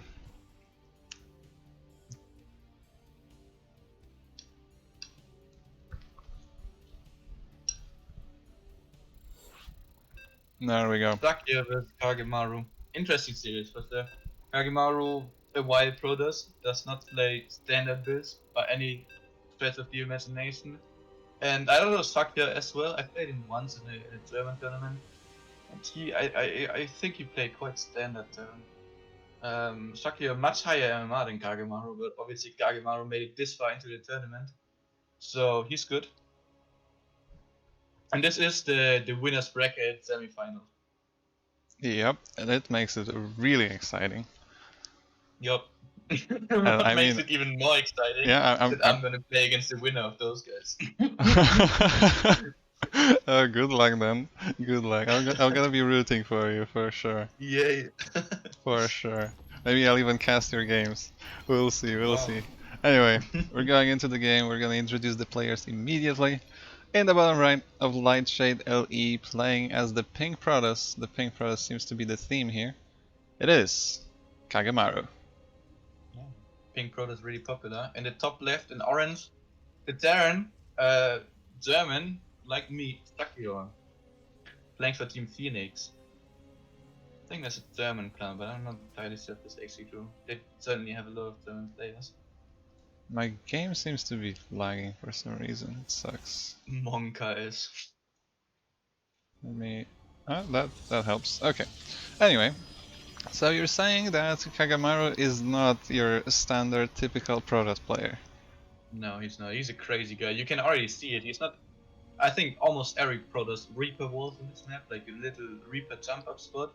Gargamel is not doing that. He's building his gateway a bit closer to the Nexus than you usually would. And that's already, you know, of course, it's a tiny detail, but he does not play like everyone else does, that's for sure. I mean, I personally really dislike to Wall of the Reaper, simply because like 3 minutes later there comes like a siege tank and it just kills 3 buildings for free. And Kagemaru went for a 70 Nexus, by the way, which usually indicates gateway aggression. It's a very popular parting build with 3 gates and 1 proxy and lots of adepts. So maybe we're gonna see that in this game. Oh yeah, I was gonna hold on. No, and there's a proxy. Shakir should know by the timing of this Nexus that this is a 70 Nexus. And then he should also know, especially because there's no second guess yet, that this is probably gonna be the parting build. Okay, Blocking the gas, but the Protoss doesn't even want to take it anymore. so I was AFK for a little bit. Shaker seemed to want to steal the gas, but didn't actually go for it, and Kagemaru made sure to block it. And here comes the proxy gate. It would have been a misplay by Shakir, by the way, to steal this gas, because with this build you will stay on 1 gas per wire. So it's good that they didn't do it. Reaper Scout sees no tech, so I mean, at least now he definitely should know there's 1 proxy gate Shakir, because he sees lack of second fire and he sees no tech. Gonna kill a few probes here, which is very nice. He's gonna lose Reaper though, I think, if the adept stays. Yeah, if the adept did not stay the entire.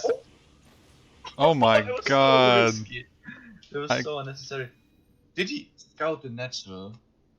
I guess he did with the SCV earlier, but in his mind there could still be a second find in the natural. But no, he's scouting for proxies. He's unfortunately scouting the wrong side of the map though. But obviously that's just bad luck. Yeah, that Shaker definitely figured out that something here is a little bit wrong, and he's gonna going be for 3 rigs, which I think is very good against the build Kagemaru is doing, but I'm not entirely sure. Well, we'll find out soon enough. Yeah, absolutely. Oh my god, people trying out different commands in my chat and they're just not working. I think I fixed the Legion Cup. Hold on. Haha! Yeah, I'm proud of myself. Anyway, back to the game. So, here comes the attack with 4 adepts for now.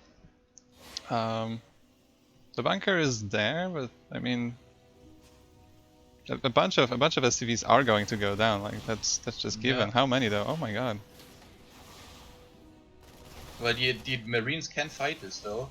He has so many Marines because he went for the 3x. Definitely Kagemaru should know now there's a 3x. Trades 1 adept for 4 SCVs.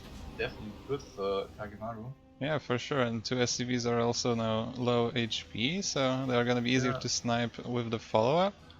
Yeah, so far I really like this position for Kagamaru, but there is a 3 Rex behind this. Yeah, And absolutely. if Kagamaru is not ready, this could be disastrous. He's getting this. That's interesting. He needs a battery, at least one battery. Better 2 batteries is what Kagamaru needs. If he doesn't have these batteries ready, I don't think there's much hope in fighting this 3 Rex. Yeah, I definitely agree, and it seems like Shaker is gonna move out right now. This move out will not be scouted, there is no units, no nothing there to see it. Oh, the Adepts are just going to miss it. They're gonna see one Marauder.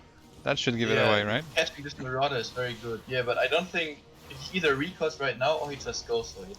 I think this favors Fakio because he can hold his main base and he's gonna kill every single probe, while Kagemaru is only gonna kill the low ground.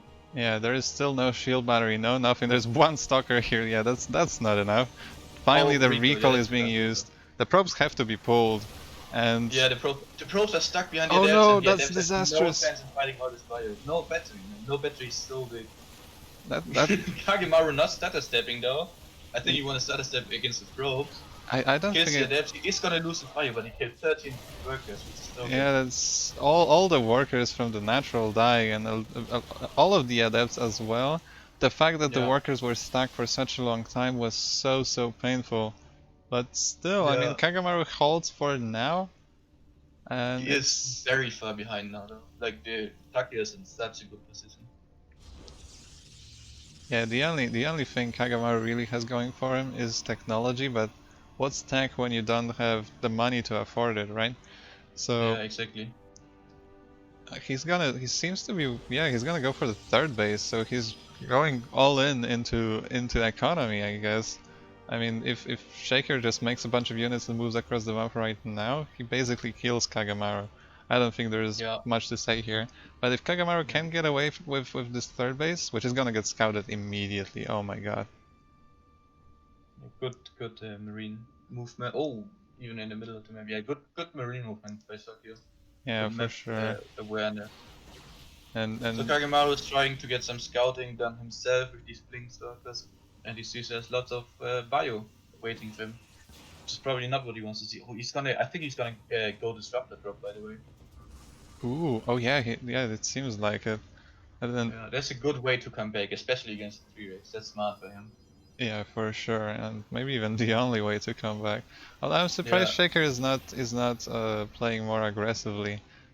He scouted the 3rd base, and he knows how many workers he killed. If he keeps the pressure up, I feel like Kagamaru might just break. But Shaker is just gonna take that 3rd, and I guess he goes for the longer game for now. Yeah, I agree with you, but I mean, that would be the right decision to just go for a second move out and kill him right there. But you never know against those. It could be that it costs, turtling on 2 base and making tons of batteries, and then you're gonna lose all your bio because you don't have medivacs or something like that.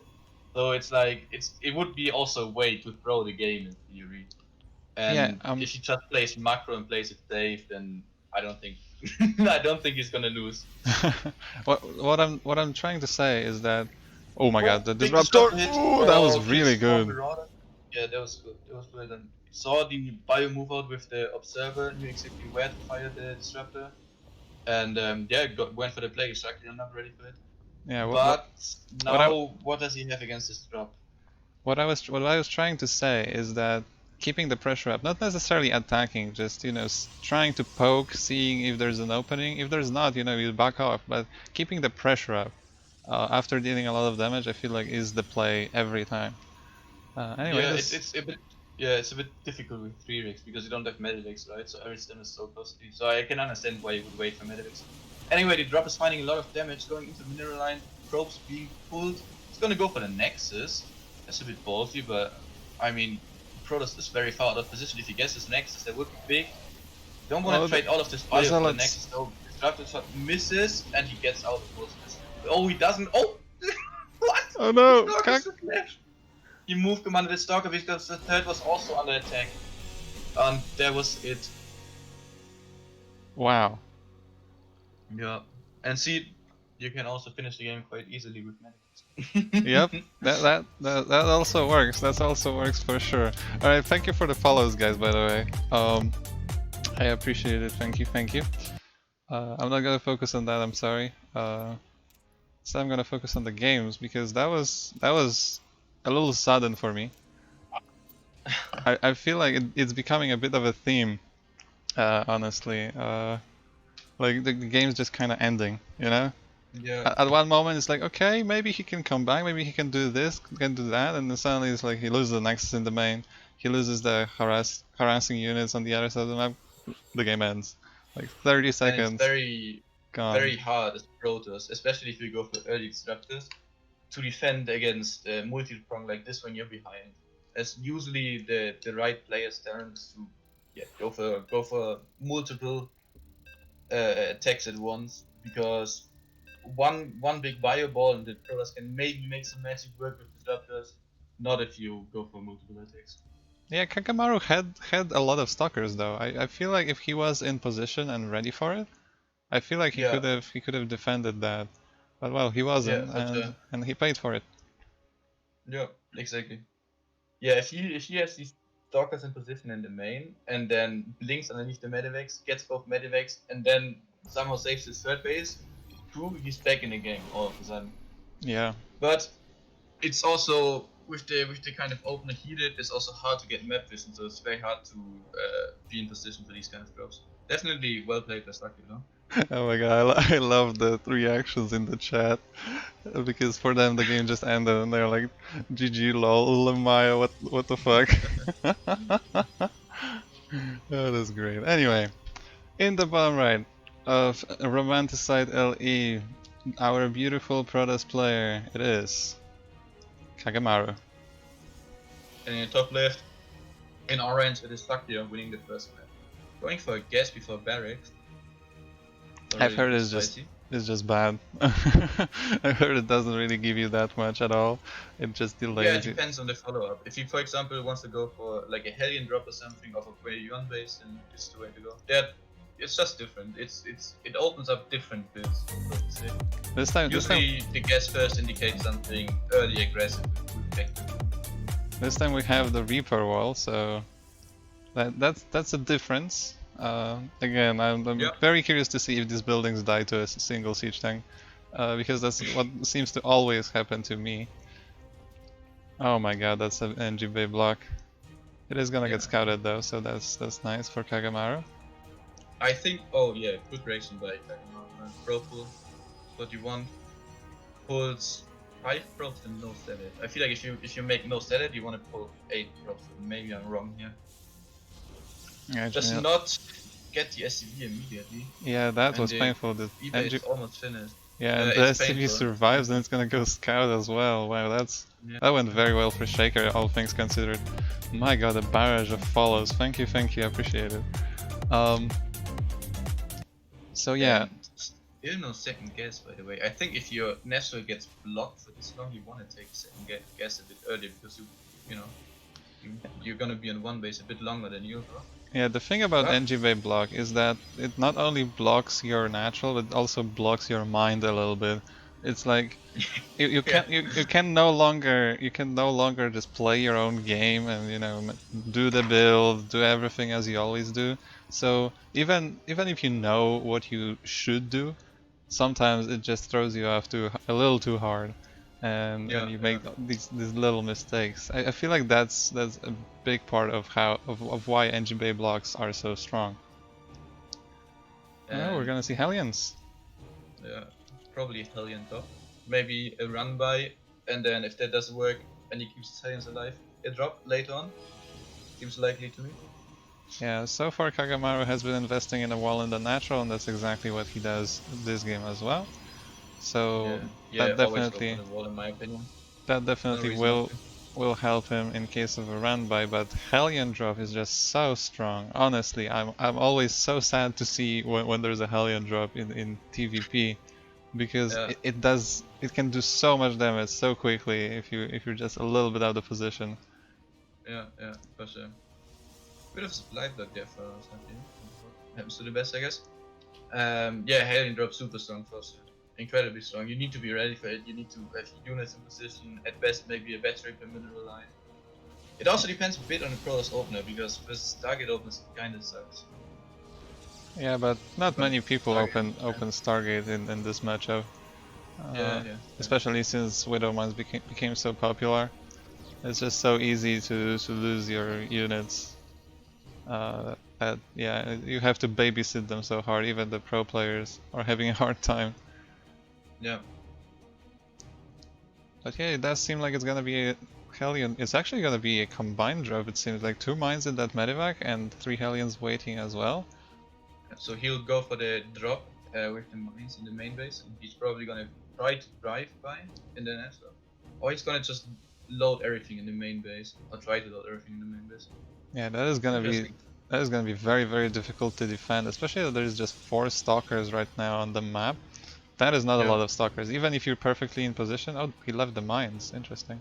Oh, and he's out of position with 2 stalkers. He Yeah, he's needs to gonna recall. recall He only 1. recalled 1. No, he probably tried to recall both, but the radius wasn't big enough. Kills 1 Hellion really early though. That's big.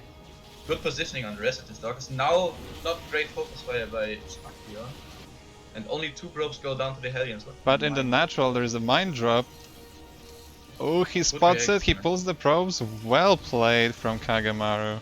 Not taking much damage from this very tough attack, actually.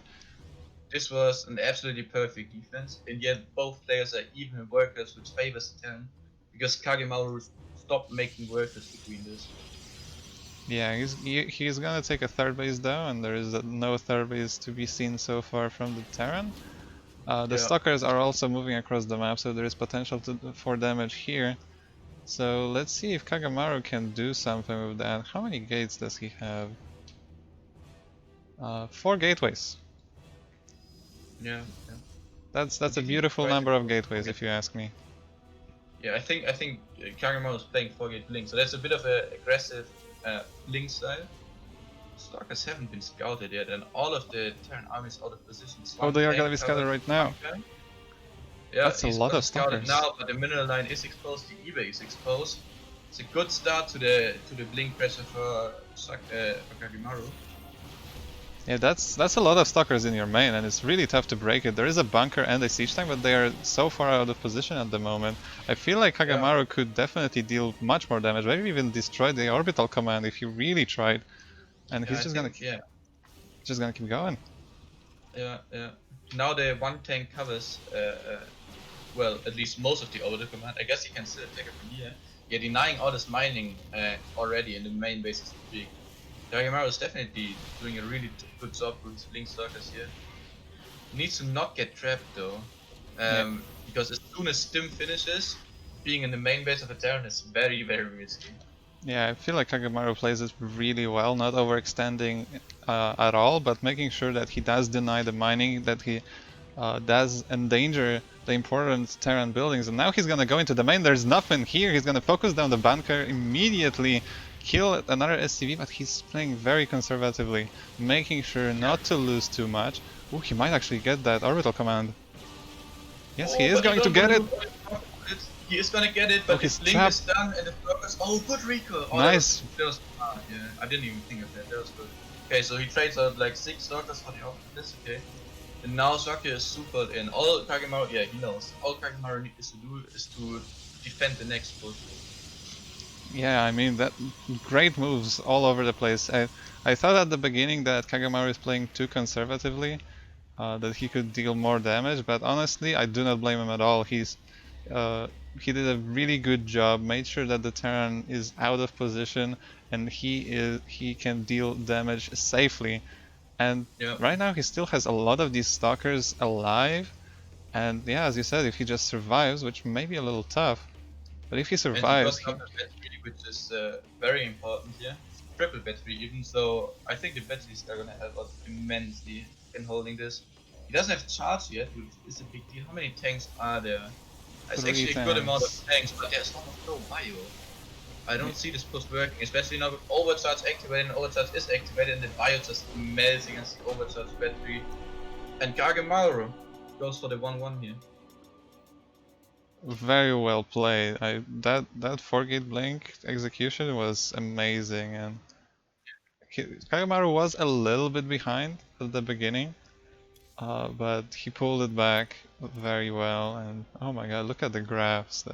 That just shows everything. Yeah. Yeah, so much lost mining time and the 9 workers killed. Saki was not quite ready for the 4-gate blink. I guess it's also a bit tougher to defend these kind of attacks with when you open with a Hellion drop and you don't get any damage done. I think that makes it quite hard to defend it, even though with the build he did, you do get quite early siege tanks. Yeah, I feel like Shaker could have done a better job positioning his units, because he had nothing in the natural, and he should have expected some kind of an attack there. Even if Kagamaru didn't send all of the stalkers there, he could have like sent a run by or something, and having at least a few units in the bunker would already make a difference. But yeah, there was nothing there, so the stalkers could just kill everything they wanted. Yeah, I think you want maybe a depot or something like that, and the stalker jump up spot just to spot them, because he didn't even spot them for a while. Like the stalkers were just chilling in that very large dead space on Romanticide, and Yeah. waiting for their blink to come off cooldown and getting another weapon in. That was also a big deal. But the most impressive part of that game to me was the Hellion drop and the Mind drop defense of Kagamaru. That was seriously good. Oh yeah, and I thought like his stalkers were on the low ground, and he recalled only one, so I was like, that may be painful, Yeah, but he defended basically perfectly with what he had. yeah, that was really good. I'm not entirely sure, but I think Shakya also messed up the build a bit, because I think it could be a bit earlier, but don't quote me on that. Anyway, time for game number 3. In the bottom left hand corner of Jagannatha LE, playing as the pink Protoss, it is Kagamaru. And his opponent, the German Terran, still in orange, it is Shakya. Gorgeous. Gorgeous. So the probe scout, as always, standard, but this time we do not see an SCV being sent across the map. So, oh, is it standard though? Is probe looking around, maybe to place a pylon? Oh, I think he's faking cameras. Yeah, I mean, Fun. he has no forge, so I assume it's a Yeah, fake. But it seems like Shaker that is so also fun. assumes it's a fake because he sent one SCV and not really. I think this is so risky to fake these kind of things because it delays quite a lot. Well, I guess. Yeah, this Shaker didn't buy it. Yeah, this was not the reaction he wanted to get out of Yeah, this. yeah, he didn't buy it at all. I guess he did confuse his opponent a bit, because aren't you a bit depot before command center? Not Okay, anymore though. I would definitely be Wow. confused. Like, what the hell? What are you doing? Why are you throwing the game right now? Well, Oh, seems like no it. scouting whatsoever for Shaq. Oh, he did send one SCV across. Okay. I was Yes. about to say no scouting because no SCV, no Reaper. No, there goes one SCV. Scouts the natural timing, and he's gonna scout both gases. So that's already job well done by Shakya. Yeah, I mean, I was expecting some kind of a scout in the end, like especially when I saw that there is no Reaper. Like I was like, yeah, he has to send something. You don't just play against someone like Kagamaru and not scout him. Yeah, and it is a bit of a creative build too. It is a Marauder concussive set opener. I think you push with this with 1 Marine and 2 Marauders. When you push, and if the Protoss doesn't scout it, there's a very high likelihood that the Protoss just dies, because you need a battery against this. And with most builds you don't get a battery this early on. And since if he moves out with his Stalker, worst case he's gonna lose the Stalker, but he's not gonna lose the game. If he stays at home with the Stalker, then he's in big trouble. Yeah, I was gonna say like there is no adept, so there is no potential to scout with that. But the stalker is indeed moving across the map, so it should figure out what's going on. He's gonna get a Stalker though. Stalker did this, so this build is already worth it to get the Stalker for free, because it transitions very nicely into the 3x ability stream. And yeah, there's the battery by Kagamaru. Good call. Gets a 3rd gateway unit too, and he is gonna survive this. Yeah, that's the most important part. Like losing the stalker, yeah, it's not great, but at losing the game would be a lot worse. So Yeah, absolutely. obviously that's a decent deal. Is the battery gonna be on time? It might actually get a little rough if Shaker Yeah, focuses the battery. he didn't. No, he didn't. So yeah. He also is gonna lose all of these units because the stalkers are faster than others. That's okay though. What you kind of expect anyway with this build. Yeah, and Kagamaru going for a charge behind this, getting a robo as well right now. Oh, yeah, that's interesting. That's really interesting. So Is that good versus 3x? I think it is. I I'm, think it's actually good for Kagamaru. I'm very curious to see what variant it's gonna be really, because what I really loved to do in PvT for a while was like Prince's 5-gate charge lot drop. Yeah, yeah. That was just so fun to play and really good actually. So It is a very good build for sure, yeah. it's time to count gates, I guess. So far it's 3, but obviously there's gonna be more. Yeah, but it's not the Prince build because his third is way too early for it. And he also mine's scares with. I think he just wants chance against the 3x, to be honest. I think he kind of expects it. Just wants chance against it. It's Again, completely fine. Otherwise, he would also be making observers instead of immortal. yeah, again, very good scouting from Shaker. Immediately sends a marine to see the third base. Well played there, and yeah, he's gonna move out with a bunch of bio to try and deny that. If Shakir gets the third base with it, he's already ahead. For sure. Yeah, but as you said, Kagamaru seems to be expecting something like this, chronoing out Immortals, getting that early charge that is already finished, and I mean if And no battery though at the third, which is a big deal. You really want a battery against this. yeah, And I think Kagemaru is expecting him to hit his natural because all his units are at his natural. And there's a bio, and this much bio kills the base very quickly. yeah, Going for the pro, not stimming is such a good call, man. I like it. I mean And now he's that's not a lot of Protoss. I mean charge is great, but look at the micro here, like this Protoss army is just gonna die. And the Immortal is just a move command because he tries to retreat. The other Immortal wasn't quite there yet. Man, this is such a good trade for Shakir. This is such a good trade. He's gonna get another Immortal. Yeah. Putting the probes now, he will clean this up, Kagemaru did this, but he loses so much. Shakir is incredibly far ahead.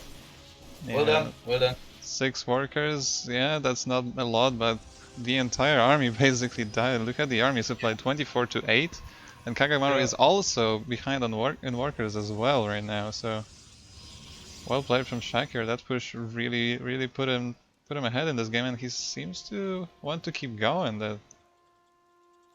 Yeah, I think he waits for his 2 medivacs and then he follows up with the next push. Third base for him also done already. Work account looking very good too. Shakir really being on point with his macro behind it. I like it. He's playing well. Playing well for sure.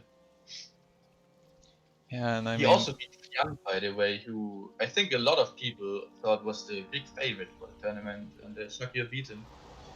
It's kinda insane too. Yeah, he's playing really well. And I mean, he has 41 supply, army supply against, well, now 22 after the warp, and there is no battery in the third. That third base is dying. And whether Kagemaru will die with it, well, I personally think he will, but I guess there is somewhat of a chance that a crazy all-in after that is going to work. Like, I do not expect this base to survive. Yeah, the Colossus is not quite out. If the Colossus was out, it would be different. The drop in the main base is also looking good. Yeah, Stims in here, or maybe not drop. I missaw. But Stims in here, kill 7 probes, lose a couple of Marauders. Good stuff for Shakir. For sure. Yeah, at this Next point, drop is coming. At this point, losing a couple more others does not matter for Shakir. He's actually very far ahead at this point. He's still ahead in workers, ahead in army supply. He keeps pressuring, and Kagemaru is just going to fall apart. He has to pull his army together basically to defend, but he's got, well, actually, never mind. He's in position. I was wrong. He is in position. Oh, good playing. Is it? Yeah, that was. Is it too late though? Yeah, he will clean it up eventually. is he in position at the third base too? Because I think Shakya is planning on pushing the third base as well.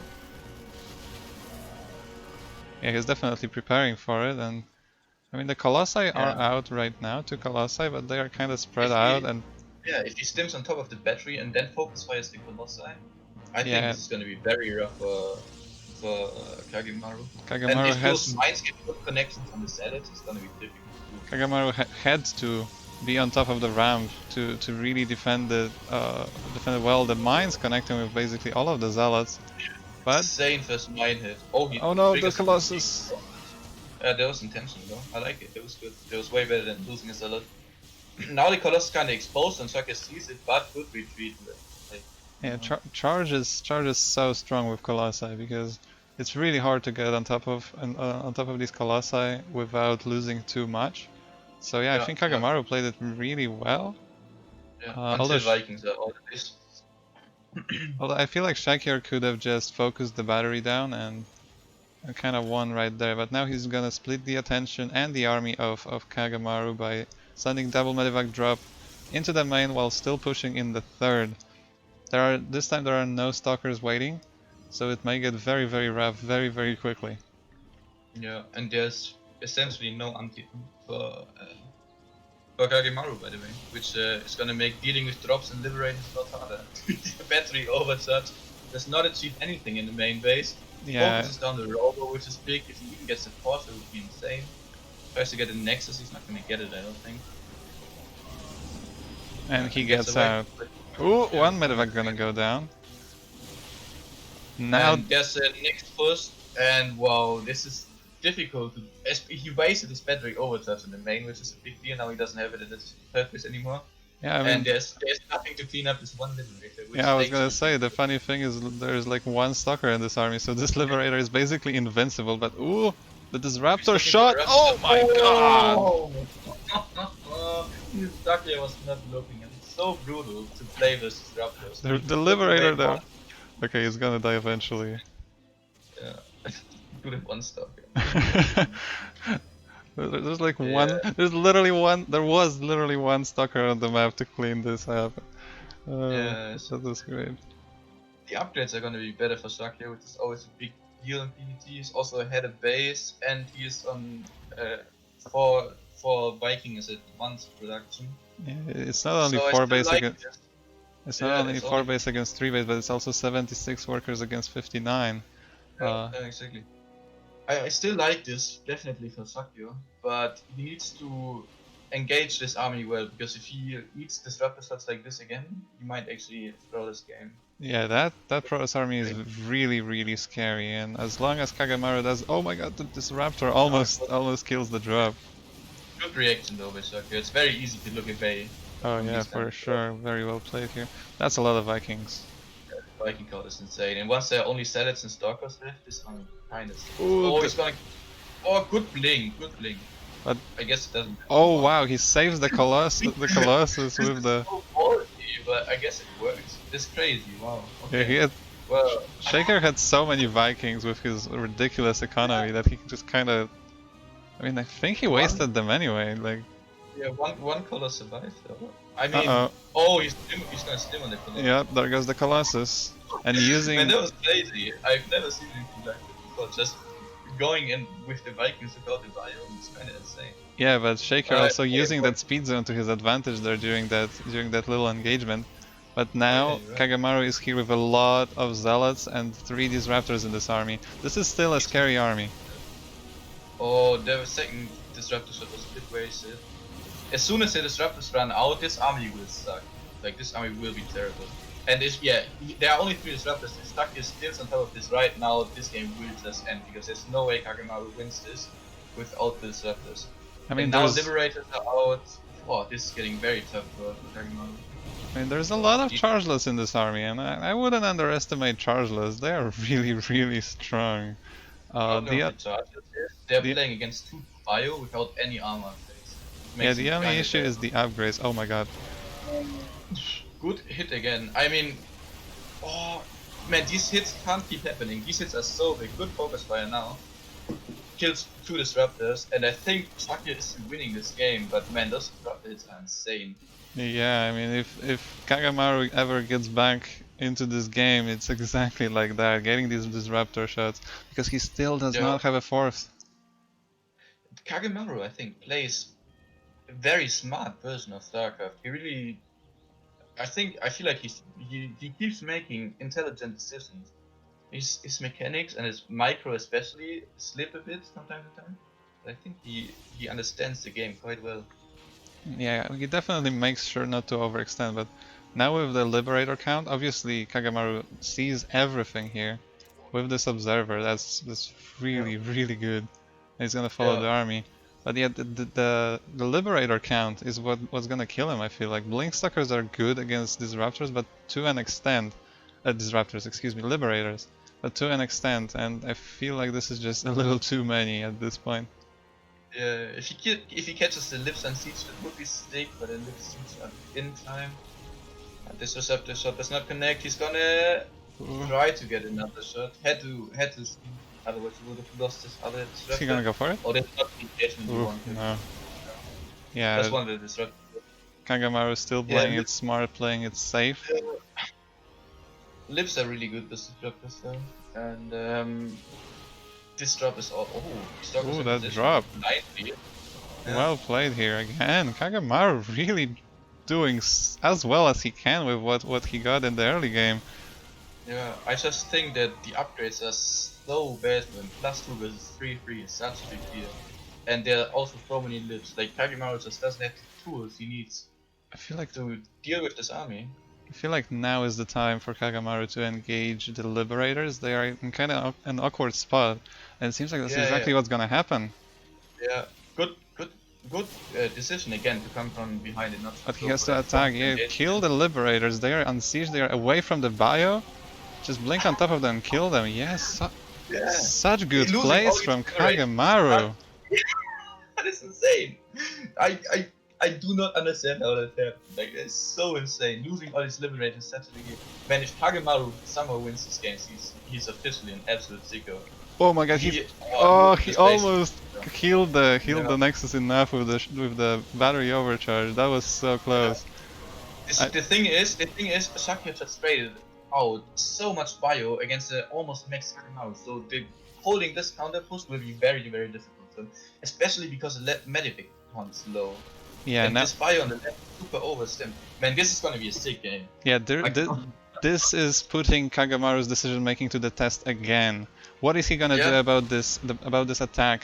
Uh, Apparently nothing, and I feel like that's the right decision. He has the better army, so in theory, base trades are going to go in favor of him, but the problem obviously is Shakya is rich and he has so many bases and Kagemaru almost has no bases at all. Plus he also uses recall already when he recalled to the third base and didn't save it. yeah, So that's not a very big deal. Kagemaru has to deal critical damage right now. If he doesn't, he's just gonna lose this game. Yeah, But yeah. I mean, he has the It's army weird. to do it, but this position with the Liberators is gonna be I don't so think ridiculously hard to break. I'm not sure if he can actually break that. If only he had recall. Wait, he's scared of this one. He doesn't go up the ramp because of this one Colossus. He can pick up the Marauders and drop it in Colossus. But I don't think he's thinking of it right now. It's This not really too important, killing the main base. I mean, obviously, would be very nice, but you're already denied all income, so, you know. oof, Wow. the Liberators. Honestly, if I was Kagemaru, I would already call him. I would just ask for Oh my god, the Disruptors are out of control. Raptors are very good, but he won't, like, at some point there's gonna be 12 Liberators with +3, and at this point, you just cannot win an engagement anymore. It's literally impossible. The Colossus will now fall through, which enables Will it though? Shakya. The battery! The battery actually saved it! I didn't even think of that. Oh, that's so sick. Wow. Shakya will lose his entire Bioforce, and he doesn't have any mining anymore even. Yeah, but he See, now the thing is still, it's the upgrades. Look at the upgrades, man. The upgrades are insane, like ridiculously insane. yeah, for sure. But Kagemaru does have a better army. And In he's the building on end, the as long as he can deal with this cloud of Liberators. Oh my there's no way. god. There's such many mate. He, he probably should transition to like Tempest or something like If that. he can blink through here, no, I mean obviously it's it's a suicide, but I mean Alright, he could make main base. there He is does a have the Aegon. chance. No, Kagemaru, don't do it. I mean, Oh he yeah, can do it. Just don't stay there. but Yes, the Liberator still on siege and they will chase him down. I Oh my believe god. recall is all off cooldown now, so as long as he doesn't die to the Liberators, which he is trying really hard to do at the moment. Yeah, Oh then my there's such a... god, that I like There's the a... idea, but that was a little too ambitious, and I Yeah, feel like this is going to be the end. The Disruptor shots yeah, no longer as good as they were, and the Bio Army, and obviously the Liberators are eventually going to clean this up. yeah. Recall, that's your only hope. That's a There it little is, but late. Oh he my lost god. already. GG. He's still... Oh my god, that game was ridiculous. That was insane indeed. It's crazy. Delivery. I feel like there was just almost no good move for him because Shakya was starting to mine again. He had so many orbitals. The upgrades were so good for Shakya, and then there's no way you are ever gonna engage these liberators. I think the only play you have is try to somehow deny his mining as good as you can and go into an air transition behind it. But I don't see this ever working either, to be honest. Yeah, I feel like in the end Kagemaru made all the right decisions. Yeah, He yeah, just didn't have the opportunity in the end to close the game. yeah. That was an amazing game, and yeah, The huge fact, props to Kagemaru. yeah, absolutely. The fact that he brought it back this much is incredible. Just incredible. Man, yes, wow. I after he lost the third base to the Stim Bio, lost, or not the third base, but lost almost all of his army to drag this out for this long, to drag the game out for this long. Yeah, and For he, heads off. I really think he had a chance. It was still quite tough to pull it off, but I feel like he really had a chance throughout the entire game to win it. It's just Yeah, Shaker is too solid yeah, yeah, to allow for that. Like he can allow for a few slip ups here and there, but he's not going to lose the game from that kind of position. And yeah, an amazing game. I really think that the decision making from both of the players was really cool to watch. yeah. Definitely high level stuff. Very much stuff. Oh no.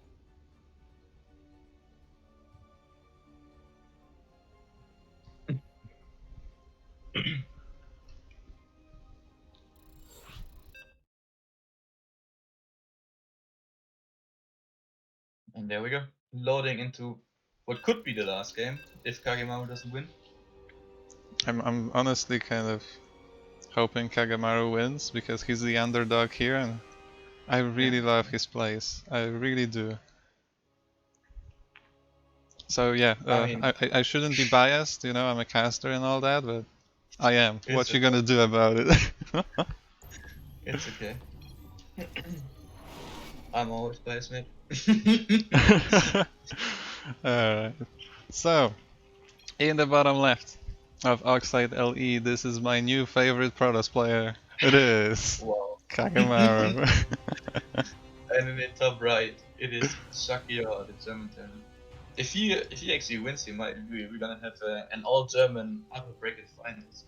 Oh no, it's happening again. The Germans are taking over. Blitzkrieg again. That's a really early probe going to a really weird position, don't you think? Oh yeah, was this a 13? 13? No, it wasn't. What is it? What is it? Is he gonna That's no forget or some gateway. shit? Oh, maybe it's a max pet? No, this what? Is it a Nexus? I think it's what? What is it? Okay, no, it's a max packs. It's a max pack. This is basically one proxy gateway, and you make a salad out of it, or two salads, and try to kill the orbital command of your opponent. Yeah, I'm very embarrassed to say that I've never actually learned what Max Pax is. I just all I knew about it is that there's an early zealot and a proxy. That's all I Yeah, know yeah. about it. So I'm really sorry if I disappointed any of my fellow Protoss players. Um, but yeah, I guess I'll learn right now. This is a very old build though, and it works even better against the guest first, but in this case it's no guest first. It's unfortunate for Kagemaru. And Shakira probably hasn't played in this build for years now, because no one does it nowadays, you know. And no SCV scout by Shakira, which is very, very good for Kagemaru. I mean, if Yeah. you kill the command center with this, you're already ahead. Yeah, this is looking. Wait, there is an SCV scout. Oh, yeah, there is. You made me believe. Um, I'm so sorry, yeah, I just didn't see him with the bunk anyway. That's why I thought it was him. yeah, it's kind of hard to see an orange SCV on the minimap. Anyway, the Zealot is here. Zealot obviously does not want to fight the Reaper because he's fighting in a ruin. Yeah, Once he kills a few SCVs, if he gets close to SCVs, it's already worth it. yeah, I mean, Good micro by Shaki, putting the 3 SCV back. Oh, he's Well, gonna lose this one, though. yeah, 2 SCVs for a Zealot. I mean, I don't mind that at all. Yeah, if he gets 4 SCVs here, I think the max pick is already worth it. Gonna oh what? I can't believe he got that hit. Oh yeah, I mean there's no point pulling back his away. Not gonna go back. The Zealot is Just gonna take- die, right? Right?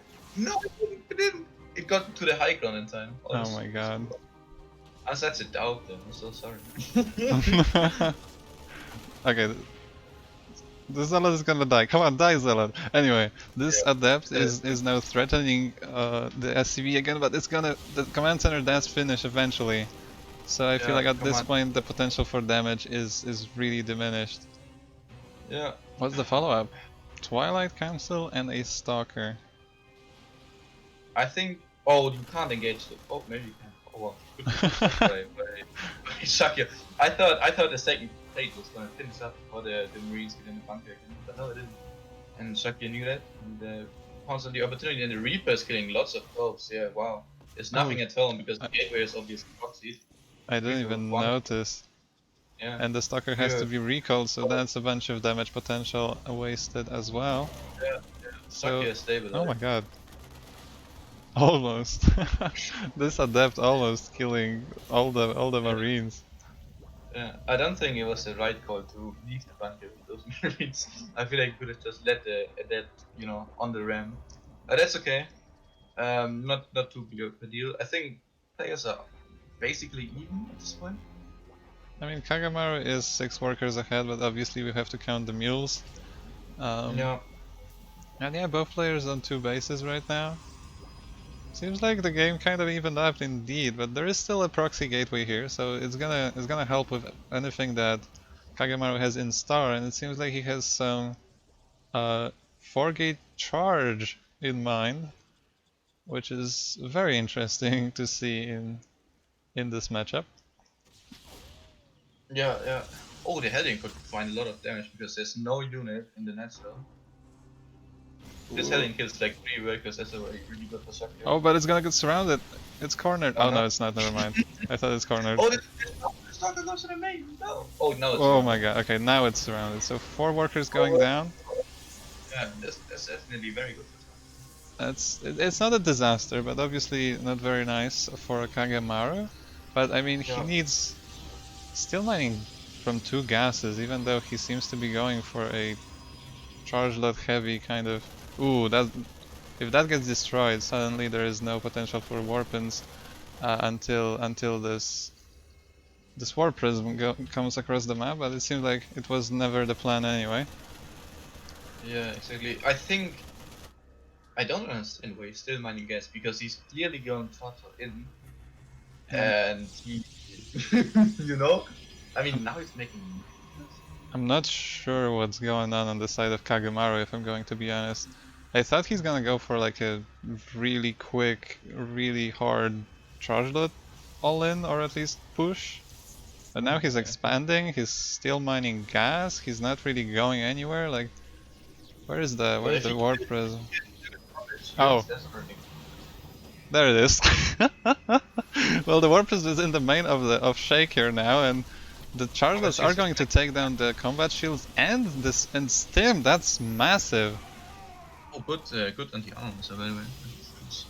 Yeah, but Kagemaru is just gonna pick up and leave, just like he seems to always do. Never overextends. and he's gonna keep warping in chargeless, so that's a weird kind of build, but it seems to be working. I mean, maybe he wants to transition into Archons later. That's why he's, that's why he's still mining gas. You know what could be a cool play? Warp into the main and force heal the ramp his entry. There we see. Yeah, that would be sick, but now there is... I think the prison is going to die probably. Yeah, And there's an army in the main now, and... Oh my god, is the prison gonna survive? Oh, maybe it is. I think there was a misplay by Saki, though. I could not focus the prism. And Zealots in the natural, decent split against the mines.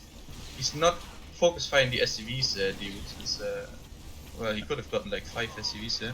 I mean, he's still killing a lot of stuff. I mean, whatever you're killing something, and... Now... Oh? I do still think that Kagemaru is behind. This build just doesn't make much sense to me because, well, he's on pure Zealot, he's mining so much gas, he's on 35 workers for some reason to warp in more Zealots. He's not completely all in, but at the same time he is very all in. Yeah, like I have no idea. Oh no, the Zealots. Oh, that was probably the pause mistake. That kind of sucks, but... Like, I have no clue what's going on. I'm gonna be honest, like, these Zealots feel so random. The Prism is gonna die to Vikings, and the funny part is that the Vikings have nothing to shoot at. There is no Colossi to be seen at the moment. And yeah, I would love to see Archons, I guess, because Kagemaru has so much gas and nothing to do with it. There you go, here comes the Templar Archives, so... A little late on that, I think, but... I guess that's a way to spend that gas, but... He got himself so behind on workers.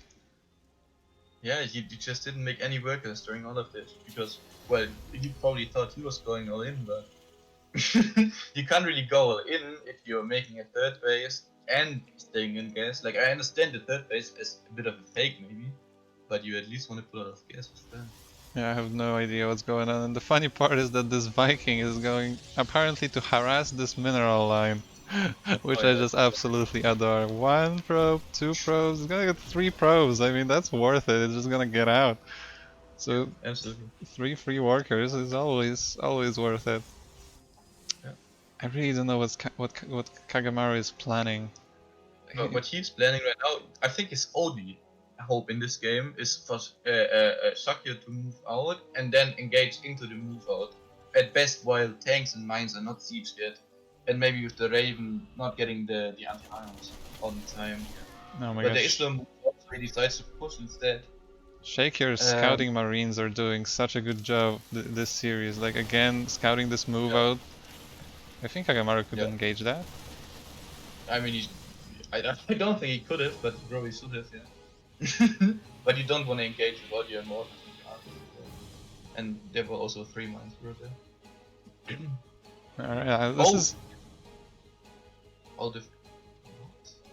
This is a very awkward push here from Kagemaru, but the funny part is Shaker decides to push as well. I think Shaker thought that the army moved back. Yeah, exactly. That's why he was scanning ahead as well, but the army is still there, my friend. It's killing your CC right now. And Kagemaru just now notices that the other army isn't home anymore.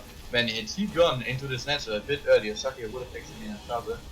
Right now, when the command center dies, Kagemaru should probably get a Dark Shrine, so that he has a chance of walking in some DTs. Either recalls right now, you have to recall. I mean, you are not going up this ramp, that's for sure. Oh, he did recall. The natural died before he got the recall. And he has no energy for... Wait. Yeah, it's also on cooldown. Yeah, recall but isn't it's on cooldown. Oh no, that's so painful. Now the probes! Shakya game right now in front of our eyes. Yeah, the recall didn't go, he couldn't go into the, or he didn't go in the main base. I mean, now nothing really matters, as Queen would sing. It's like 29 workers against 5, and yeah, Shaker just gets out. And this kind of army is not going up the ramp in the Terran main. And that's what you would need as Kagemaru right now to win. You need to kill the Terran with what you have. And yeah, I don't see Kagemaru winning this as much as I would like him to with oh my god, the mine. Yes, by the way, and the robo is on power. These vines are so funny. Oh no. Yeah, but I feel bad for him. I feel bad for him. this is such an awkward situation right now. Like, what do you do from here as Kagamaru? You cannot attack. Defending Yeah, gets you nowhere. Like, you no, the just only kind thing of. you do is type GG and leave the game. That's the Oh, only. that's rough. That's rough. Okay, he still has the Warp Press. Maybe he could do something cheeky and like get some charge loss on top of this tank on the high ground or whatever, but what does that really achieve? Like, you kill the tank and you lose 4 zealots. Trades are good for Shaker, no matter what kind of trades at this point. And Yeah, yeah, Kagamaru is trying to go for one last desperate engagement because he knows his opponent is mining. It's yeah, not oh my gonna god, the work. mines! The But no mines kill stim so help. much. Stim finally up, the ramp and the tank are so strong in here. And I Yeah. mean, Kagamaru may kill a bunch of workers, but he would have to kill basically all of them to get back into this game. Seems like there is gonna be a massive doom drop also on the other side of the map, just to rub some salt into the wounds. There is recall available, but I think this base dies before you can do anything as Kagamaru here. Probes weren't even mining. 0 workers to Yeah. 29. The army supply 127 to 41. I mean, this is just a matter of time. So F's in the chat for Kagamaru. Well played to Shaker. And And this G... means, by the way, oh no, G...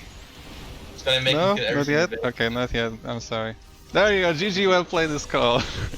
And Yeah. Shaker takes it. Sorry, I gotta pick Shake up the it. phone. Go for it. Can I still talk to the stream? I Yes, you think I'm can. still talking to the stream. This means, by the way, I will play against Sakio in the winners bracket final of the Legion Cup, which is gonna be played on Sunday, I believe. So tune in there. Bit of a PvT. Will be interesting for sure. And I don't know if we now got Slooth versus Jan or not. I don't think so, but I'm not entirely sure.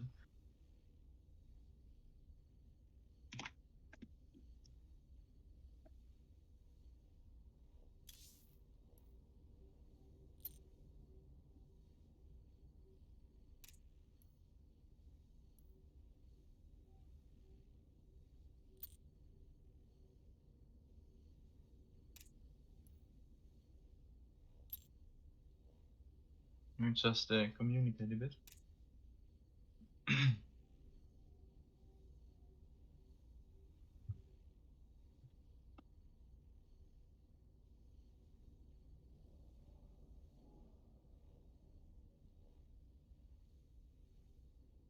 Okay, it's not going to be played right now, so I guess this, well, ends my time with the stream.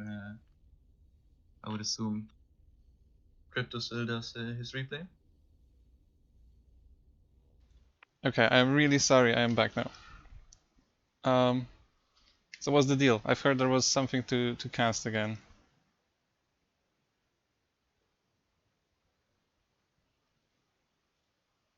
Is there something to cast now? No, it's not. It's not. Sorry.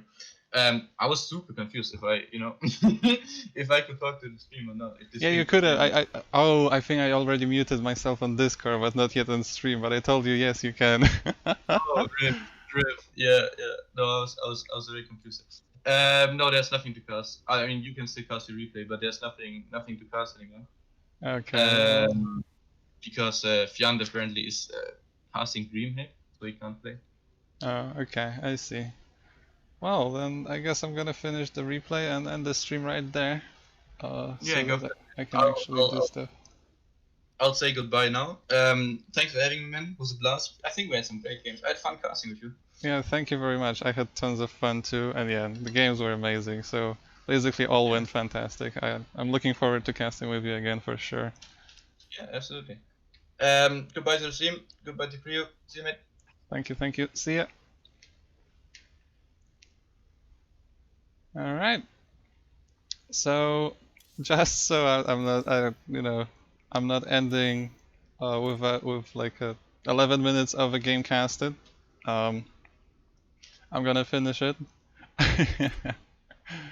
Oh wait, oh wrong server. Right. So I'm gonna check this out. Uh, Anyone that's not interested in that, thank you very much for joining. It's been fantastic. I hope you enjoyed. And yeah, I'm looking forward to casting more. And yeah, sorry Artosis, I'm gonna cut you off there. And we're gonna get back to Jason versus Boss Terran.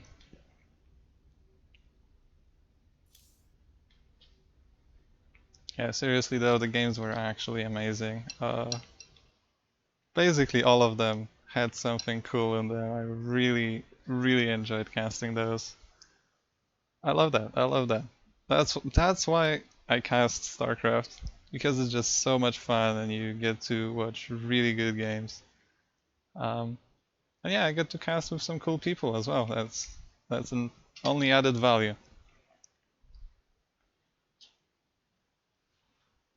Alright, now I wonder if Boss Terran is still in the chat. Uh, if you are, your game is back. Woo! If you're not, well, I don't know. Sorry. Not my fault. It was Magnath. I put the blame on Magnath. Alright, it was like 11 minutes, was it?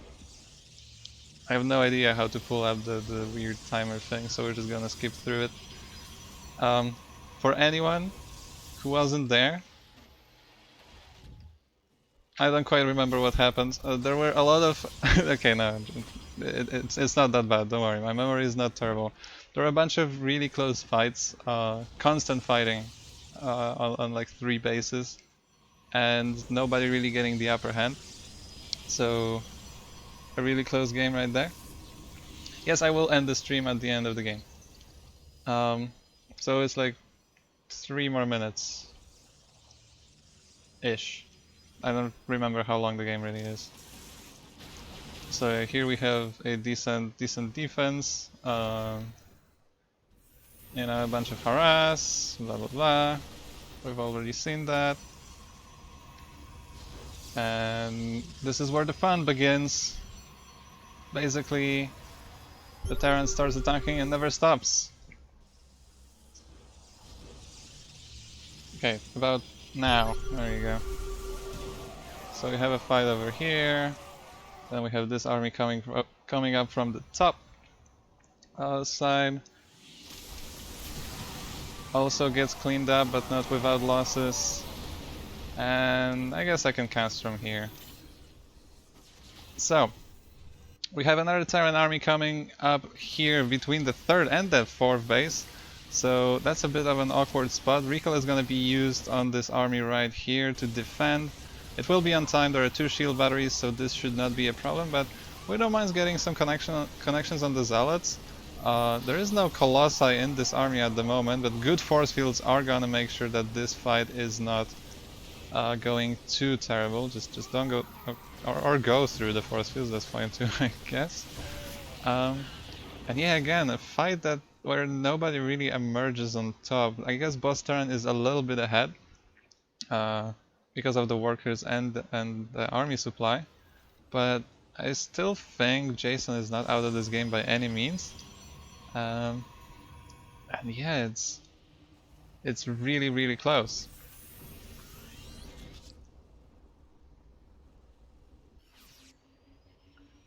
Okay, another attack coming up. This is not... oh, never mind. I take that back. There is such an army supply advantage. Okay, there it is. There's the supply. I was kind of confused. Like, where's the big army? Where's the 50 additional supply for Boss Terran? Well, there it is in these 4 medivacs.